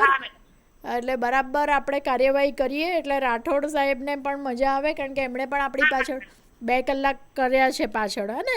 ચલો, થેન્ક યુ બેન. ચલો, બીજા જિલ્લાવાળા, ગાંધીનગરવાળા, અમદાવાદવાળા પ્રશ્ન પૂછી લીધો. હવે ગાંધીનગર પ્રશ્ન પૂછે, અમરેલી, જામનગર, પોરબંદર, ઘણા બધા જિલ્લાઓ છે. જે મહેસાણાનો ફરીથી પ્રશ્ન આવ્યો. મહેસાણા, નમસ્કાર. હા, નમસ્કાર મેડમ. ક્યાંથી બોલો છો બેટા? મહેસાણા, ક્યાં આગળ મહેસાણામાં? પામોલ પીએચસી, વિજાપુર તાલુકો. વિજાપુર, ઓકે. નામ બોલો બેન તમારું? હા, મમતાબેન પટેલ. મમતાબેન, બોલો મમતાબેન, કેવું લાગ્યો પ્રોગ્રામ? પ્રોગ્રામ મેડમ સરસ છે, અમને ઘણું બધું જાણવા મળે છે એમાંથી. પણ અમારો એક પ્રશ્ન છે કે મેલેરિયા આપણે પોઝિટિવ હોય તો એમાં આપણે ડેન્ગ્યુ પોઝિટિવ હોય કે મેલેરિયા, તો એમાં આપણે ફોગિંગ કરીએ પણ 1 દિવસ પછી થાય, અને એની બદલામાં અમને ફ્લેશ કાર્ડ તો એવું કોઈ પ્રોવાઈડ ના થાય? આપણે જે પાયરેથ્રમ કરીને દવા વાપરી છે ને એની નોકડાઉન ઇફેક્ટ છે, એટલે ફેફસામાં પણ ઘણીવાર અસર કરતી હોય છે, એટલે દરેક જગ્યાએ નહીં કરી શકીએ. અને આપણે, તમે મને ઓળખતા જશો, હું પણ ત્યાં મહેસાણામાં 9 મહિના માટે આવ્યો હતો, ત્યારે આપણે પોઝિટિવ કેસમાં 4 વાર ફોગિંગ કરીએ છીએ. 0 દિવસ એટલે ધારો કે આજે જ કેસ નીકળ્યો ને આજે જ જાણકારી થઈ તો 0 દિવસ કહેવાય. પછી એનો 3જો દિવસ, 7મો દિવસ અને 14મો દિવસ, આ 4 દિવસ આપણે ફોગિંગ કરીએ છીએ. અને આજુબાજુમાં જે મેડમે વાત કરી એવી 100 મીટરની ત્રિજ્યામાં આપણે 7 વાર પુરાનાશક કામગીરી કરીએ છીએ. કે જ્યારે પોઝિટિવ જાહેર થયો 1 તારીખે તો 0 દિવસ, પછી 3જા, 7મા, 14મા, 21મા અને 28મા દિવસે. કારણ કે મચ્છરની લાઈફ સાયકલ છે, આપણે મચ્છરનું જીવનચક્રને બ્રેક મારીએ છીએ, અને બ્રેક મારીશું તો જ આપણે આગળ વધી શકીશું. એટલે તમે 4 વાર ફોગિંગ કરશો એટલે ચેપી મચ્છર ગમે ત્યાં હશે તો મરી જશે. અને પરિણામ સ્વરૂપે તમે આજે પણ જુઓ છો આપણે કે તમારા ગામમાં 1 મેલેરિયાનો કેસ થયો હોય અને 1 મહિનામાં બીજો કેસ ના થાય, એનો મતલબ કે એ ચેપી મચ્છર ત્યાંના ત્યાં મરી ગયો છે, અને ફોગિંગના કારણે જ મરે છે. કારણ કે જંતુનાશક દવા છંટકાવ તો આપણે ક્યારનોય બંધ કરી દીધો છે. લગભગ રેર કિસ્સામાં 5 થી 10% જ આપણે જંતુનાશક દવાનો છંટકાવ કરીએ છીએ. એટલે પોરાનાશક અને ફોગિંગથી જ મરી જાય. અને એના માટે કેવું છે કે ડીઝલના અંદર આપણે પાયરેથ્રમ નાખવાનું હોય છે. 1:19નો ડોઝ છે. 1 લીટર પાયરેથ્રમ હોય તો 19 લીટર ડીઝલ લેવાનું છે. અને આ કામગીરી MPHW અને MPHS જ કરશે. માત્ર આશાબેનનો રોલ ત્યાં એવો આવશે કે જ્યારે પોઝિટિવ કેસ આવે, ફોગિંગ કરવા લોકો આવે તો લોકો જોડે રહી, ઊભા રહી અને ઘરમાં ફોગિંગ કરાવે. 15 થી 20 મિનિટ સુધી ઘરના દરવાજા, બારી બારણા બંધ રાખે, એટલે ચેપી મચ્છર નોકડાઉન થઈ જાય. કારણ કે જેવું ફોગ કરીશું ને આપણે, એટલે મચ્છર ઉડીને દિવાલ પર ચોંટી જશે. એટલે જ્યારે ફોગ કરીએ છીએ એટલે ફોગ ધીમે ધીમે ઉપર જાય, અને ઉપર આપણું ધાબુ અથવા તો નળિયા હોય, નળિયામાંથી બહાર નીકળે ત્યાં સુધી રાખવાનું હોય. એટલે ચેપી મચ્છરના સંપર્કમાં આવશે અને મરી જશે.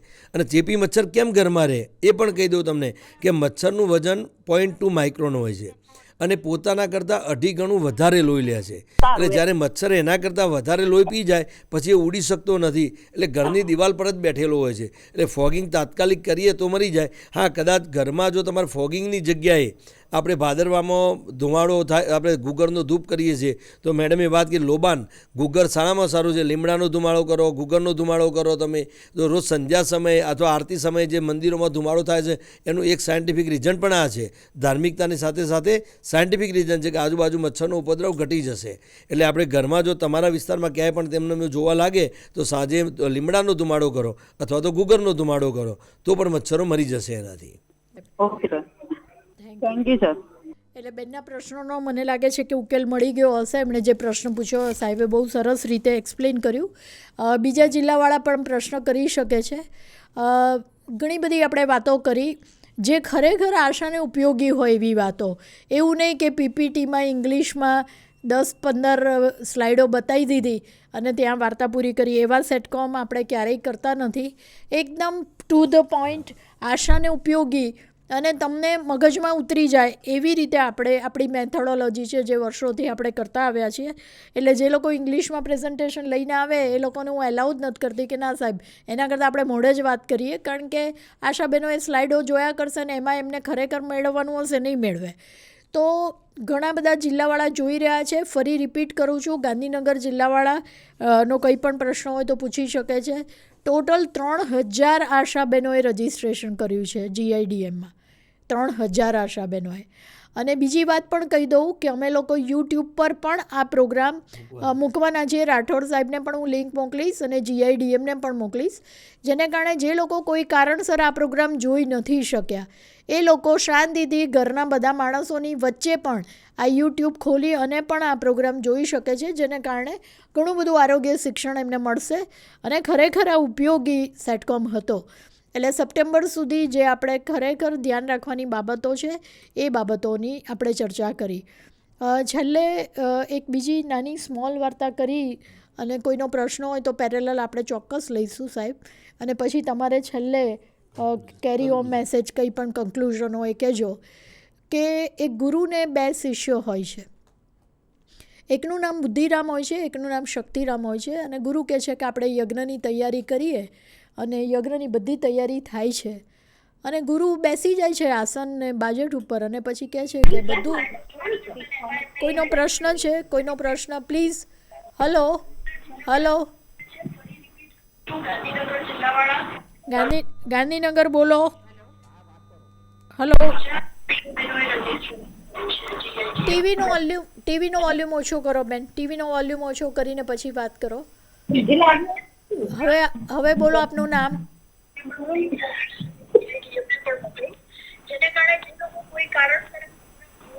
અમદાવાદથી સવાલ છે. અમદાવાદ દક્ષાબેન. દક્ષાબેન ક્યાંથી બોલો છો તમે? ભારતથી. અચ્છા, ભાત. ઓકે, ભાત ધોળકા. બોલો સવાલ બેન, તમારો સવાલ બોલો દક્ષાબેન. જે 3 વર્ષ જે સાહેબ કીધું ને 3 વર્ષ એ અમાર ધંધા થઈ જશે એ હું રિપીટ કરું. ડેન્ગ્યુ મચ્છર છે ને એમાં એ એનોફિલિસની માફક એ ડેન્ગ્યુની જે ફિમેલ મોસ્કીટો હોય છે, એડિસ ઇજિપ્તી મોસ્કીટો હોય છે, એ પોતે એના ઈંડા મૂકતી હોય છે. અને સપોઝ ધારો કે આખું તમને ડિટેલમાં કહીશ 5 મિનિટમાં કે એનોફિલિસ મચ્છર જ્યારે પાણીમાં ઈંડા મૂકે તો ઉપર ડાન્સ કરે છે. ક્યુલેક્સ મચ્છર જ્યારે પાણીમાં આવે ત્યારે પાણીમાં 6 પગ મૂકીને પાણીમાં મૂકી દેશે, એટલે એક સાથે રાફ્ટમાં ઈંડા હોય છે. એનોફિલિસના ઈંડા તમને છૂટા છવાયા જોવા મળશે. જ્યારે એડિસના ઈંડા છે, આ ગ્લાસ લાવજો, એડિસના ઈંડા છે એ આવી રીતે કન્ટેનર ભરેલું પાણી હોય તો એ પાણીની ધાર ઉપર અહીંયા બેસી જશે અને પાણીની ધાર ઉપર ઈંડા મૂકશે. એટલે જ્યારે તમે પાણી લેવા માટે અંદર હાથ અથવા તો કોઈ કન્ટેનર નાખશો તમે એટલે પાણી ઉપર આવશે, પછી એ ઈંડા અંદર જાય છે. પણ જો કદાચ તમે નીચેથી નળ હોય અને ઈંડા એમને એમ ચોંટી રહે તો 3 વર્ષ સુધી જીવતા રહેશે. અને પછી જ્યારે ફરીથી પાણી એમાં ભરાય છે ત્યારે જીવતા ઈંડા પાછા હેચિંગ થઈ જાય છે અને પછી આવે છે. એટલે ઘણીવાર આ બધું ખાસ કરીને ટાયરની દુકાનમાં જોવા મળે છે. ટાયરની દુકાનો ખુલ્લી હોય, તમે જુઓ દિવાળી આવશે એટલે તમે શું કરશો, બધો કૂડો કચરો ધાબામાં મૂકી દેશો, પ્લાસ્ટિકના કન્ટેનરને બધું, અથવા તો પક્ષી કુંજ હોય એને ઊંધું પાણીને મૂકી દો. પણ એમાં સામાન્ય 1 ચમચી જેટલું પાણી હોય તો અંદર 100 ઈંડા હોય છે અને ઈંડામાંથી હેચિંગ થાય છે. બીજી બેન એક વાત કહીશ તમને કે મેલેરિયામાં એકવાર મચ્છર ચેપી થયો પછી ઈંડા આપશે તો એમાંથી જેટલી ફિમેલ મોસ્કીટો આવશે એ ચેપી નહીં હોય. જ્યારે ડેન્ગ્યુમાં એવું નથી. ડેન્ગ્યુમાં ટ્રાન્સઓવરિયન ટ્રાન્સમિશન છે. એકવાર ફિમેલ મોસ્કીટો ચેપી થઈ ગઈ અને પછી જેટલા ઈંડા મૂકશે અને એમાંથી જેટલી ફિમેલ આવશે એ બધી ડેન્ગ્યુ વાયરસવાળી હોય છે. એટલે ઘણીવાર જોજો આપણે ગામમાં એક જ જગ્યાએ 4-5 ડેન્ગ્યુના કેસો જોવા મળશે. મેલેરિયામાં એક કેસ હશે તો બીજો કેસ આપણને જોવા નથી મળતો. બહુ હેવી ડેન્સિટી હોય તો જ જોવા મળે છે. બીજું વધુમાં પહેલો કેસ પૂર્વમાં હોય તો બીજો પશ્ચિમમાં જોવા મળશે. જ્યારે ડેન્ગ્યુ ચિકનગુનિયામાં એક જ ઘરમાં 2 વ્યક્તિ, એક જ ફળિયામાં 4 વ્યક્તિ જોવા મળે છે. કારણ કે જ્યારે ડેન્ગ્યુનો મચ્છર બ્લડ લેશે એટલે માઇનોર થોડું લેશે, એકવાર મારું લેશે, બીજી વાર મારા બાળકનું લેશે. જ્યારે એનોફિલિસ એકવાર બેસશે એટલે પૂરેપૂરું બ્લડ લઈ લેતો હોય છે. એટલે એમાં ટ્રાન્સઓવરિયન ટ્રાન્સમિશન છે. એટલે ડેન્ગ્યુનો એકવાર કેસ નીકળે તો આપણે આજુબાજુમાં બધું ડ્રાય ડેની માફક ઉજવણી કરવી જોઈએ, ઘસીને કન્ટેનરો સાફ કરાવવા જોઈએ અને ફરીથી ત્યાં ફોગિંગની પ્રક્રિયા થાય ત્યારે પણ પોરાનાશક કરવું જોઈએ. એટલા માટે આપણે 6 થી 7 વાર પોરાનાશક અને 4 વાર ફોગિંગ કરીએ છીએ. બેન દક્ષાબેનને જવાબ મળી ગયો હશે. દક્ષાબેન હલો. એમાં એવું છે, અમારા આશાબેનોને એવો પ્રશ્ન છે અત્યારે બધાએ કે જે સાહેબે સમજાવ્યું, હા બોલો. સાહેબે એવું સમજાવ્યું કે જે 1 ફૂટ ઊંડો ખાડો 1 ફૂટ પહોળો હોય, બરાબર, એ ખાડામાં 20 ml એબેટ નાખવું એમ. હા, 3 ફૂટ પહોળું હોય અને સાઈઝ થી તો સાહેબ ખબર ન હોય પણ ટૂંકમાં લીટરમાં કે એવું આશાબેનો અમે ટાંકી ઉપર માર્કિંગ કરાવેલું છે. આ તો એ લીટરમાં સાહેબ થોડું સમજાવે ને તો વધારે સારું. હા, હું તમને એ કહું, આપણે મેં પહેલાં ફૂટપટ્ટીની વાત કરી તમને કે દરેક આશાબેન જોડે દર વર્ષે એક ફૂટપટ્ટી લેવાની છે, એક ટોર્ચ લેવાની છે અને એક માપિયું લેવાનું છે. જનરલી ફૂટપટ્ટી તમારી 2 ફૂટની હોય છે, સ્ટીલની. એટલે 3 ફૂટ લાંબુ ને 3 ફૂટ પોળું હોય તો 20 cc નાખવાનું. અંદાજિત માપ છે. હવે ધારો કે તમે 3ની જગ્યાએ 6 ફૂટ લાંબુ છે અને 6 ફૂટ પોળું છે, તમે સ્કેલથી માપી લો એટલે અંદાજ આવી જાય તમને. હવે એ ટાંકી તો સિમેન્ટની ટાંકી સાહેબ સમજાવીએ છીએ. હા, હું MPHW જ બોલું છું. હા, હું તમને સમજણ પાડ્યું, તમે સાંભળો પહેલા. જુઓ, તમે એકવાર મેઝરમેન્ટ કર્યું પછી ટાંકી પર માર્કેશન થઈ ગયું હશે તમારું કે ભાઈ આ 4 ઢાંકણા, તો તમારે 20 cc ના 4 ઢાંકણા નાખીને હલાવી દેવાનું છે આપણે. એ તો આ કરવાનું આપણે. એને આપી દીધેલું છે, પણ એ લોકો એમ કે તમે એ બાને ફોન થાય હા, અને ના, સરસ જાહેરમાં સમજાવી શકે એમ વાત છે. અને બીજું એમાં કેવું છે, પાણીની માત્રા કેટલી છે, કારણ કે દર વખતે એક સરખું પાણી ભરેલું નહીં હોય. જો આખું ટાંકું ભરેલું હોય તો 4 ડોઝ નાખવાના છે, અડધું હોય તો 2 ડોઝ કરવાના છે આપણે. ઓકે, બરાબર.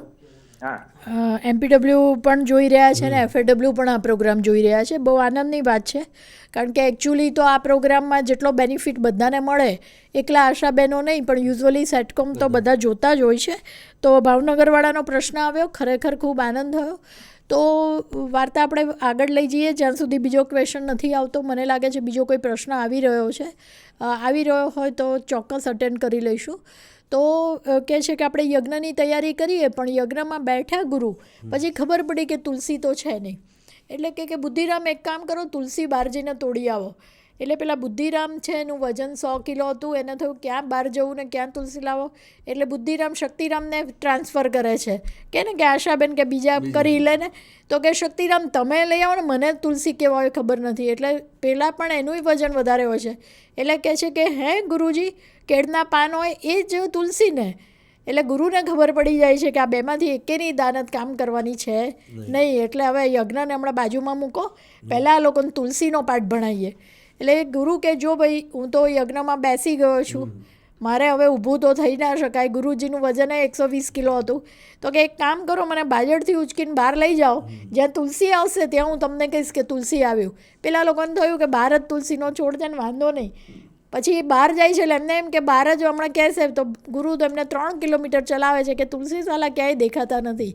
છેક 3 કિલોમીટર પછી આ લોકો હાંફવા માંડે છે. ત્યારે ગુરુજી કહે છે કે હવે તુલસી આવ્યા અને હવે મને ઉતારો. પછી તુલસીની એનેટોમી, ફિઝિયોલોજી બધું પાછું ભણાવવા માંડે છે, જે ઓલરેડી 50 વાર ભણી ચૂક્યા હોય છે. એટલે પાછા બોર થાય છે. પછી કે હવે સમજણ પડી તુલસી કહેવાય. એટલે કે એકદમ સમજણ પડી ગઈ, હવે કશી જ ભૂલ ના થાય. તો એ સારું, હવે તુલસી તોડો, આ બાસ્કેટમાં નાખો, બાજુમાં નળમાંથી ધુઓ અને હવે ચલો આ પ્લેનને પાછા લઈને ત્યાં યજ્ઞ આગળ ઉતારો. એટલે જે લોકો આળસુ હોય ને ડબલ કામ કરે. કહેવાનો મતલબ એ છે કે જે લોકો નાની નાની બાબતમાં આળસુ કરે છે, શ્રમ કરવાની જેને વૃત્તિ નથી. સાહેબે કીધું કે અત્યારે આપણે એબેટ કરવાનું છે, કે આપણે બળેલું તેલ નાખવાનું છે અથવા આ રીતે આઈસી કરવાનું છે. અત્યારે કામ નથી કરતા, પછી મેલેરિયાનો એપિડેમિક થાય ત્યારે દોડાદોડ કરે અને પછી ડબલ ઝડપે કામ કરવું પડે અને બધાનો નોટિસ મળે ને કેટલું મળે એ તો પાછું અલગ. કેટલા લોકો આશાબેનો રિલીવ થઈ જાય કે બેન હવે તમારું કામ નથી, એ પાછું પગાર વગરના થઈ જાઓ, એ બધું અલગ. એટલે કહેવાનો મતલબ એ છે કે નાનું કાણું હોય ત્યારે જે રિપેર કરવાની વાતો છે એ જ વાત આવે છે દરેક સિચ્યુએશન પ્રમાણે. હીટવેવ હતો ત્યારે આપણે હીટવેવની વાત કરી, મોન્સૂનની વાત છે તો આપણે વોટર લોગિંગ, પાણીની વાતો કરીએ છીએ. કારણ કે મચ્છર એટલે પાણી, આટલું એક યાદ રાખવાનું, જ્યાં પાણી છે ત્યાં મચ્છર છે. એ યાદ રહી જાય તો પાણી આવશે એટલે તરત યાદ આવશે કે અહીંયા મચ્છર છે. એટલે કહેવાનો મારો મતલબ એ છે કે MPW ભાઈઓને ખાસ વિનંતી. મેં તો બાવળામાં બેઝિક કોર્સ 3 કરેલા છે MPWના, એટલે બધાને ભણાવ્યું છે. મેલેરિયા વિશે તો DMOને બોલાવીને લેક્ચરો લેવડાવતી, JC ગાંધી સાહેબ આવતા, ઘણા બધા મેલેરિયાની આખી ટીમ આવતી. તો ત્યાં પણ અમારે હેચરી હતી જ્યાં અમારે ગપી ફિશ અમે કરતા હતા. મને યાદ હતું કે એ પણ ઘણા બધા. તો કહેવાનો મતલબ એ છે કે નાની નાની બાબતો ઉપર આપણે ફોકસ કરીએ. બધાનો આ યજ્ઞ છે એક અકેલા થક જાયગા, ફરીથી રિપીટ કરું છું, બધાએ આ યજ્ઞમાં આહુતિ આપવાની છે. આશાબેનો એક્સિલન્ટ કામ કરી રહી છે. MPW FAW આખી ટીમ છે કે જે એક્સિલન્ટ કામગીરી કરી રહી છે, જેના થકી આપણા રાજ્ય કક્ષાના બધા અધિકારીઓ શાંતિથી એપ્રિશિએશનને પાત્ર થાય છે સ્ટેટ લેવલે અને નેશનલ લેવલે. તો તમારા બધાનો પહેલાં તો ખૂબ ખૂબ વંદન સાથે આભાર માનું છું. અને સાહેબને છેલ્લે અગત્યના મેસેજ કે MPW અને FAW પણ આ પ્રોગ્રામ જોઈ રહ્યા છે. બીજા કોઈ પણ વ્યક્તિઓને કંઈ પણ પ્રશ્ન હોય તો હજી આપણી પાસે 10 મિનિટ છે, તમે પ્રશ્ન ચોક્કસ પૂછી શકો છો. સૌથી અગત્યની વસ્તુ ભૂલી જવું એ પહેલાં GIDMનો હું ખૂબ ખૂબ આભાર માનું છું કે Gujarat institute of disaster management છે, જેમાં દીકરી ખૂબ સુંદર કામ કરી રહી છે અને એક્સિલન્ટ વર્ક. આ લોકો પાણી પહેલાં પાળ બાંધવાના જે એમના આખો અભિગમ છે મને ખૂબ ગમે છે. એમના ઓબ્જેક્ટિવ માટે એ લોકો બહુ જ ક્લિયર હોય છે. સારા રિસોર્સ પર્સનને એ લોકો ઇન્વાઇટ કરતા હોય છે અને મને એવું લાગે છે કે એમનો જે ઓબ્જેક્ટિવ હતો એ ખરેખર ફૂલફિલ થયો એવું મને લાગે છે.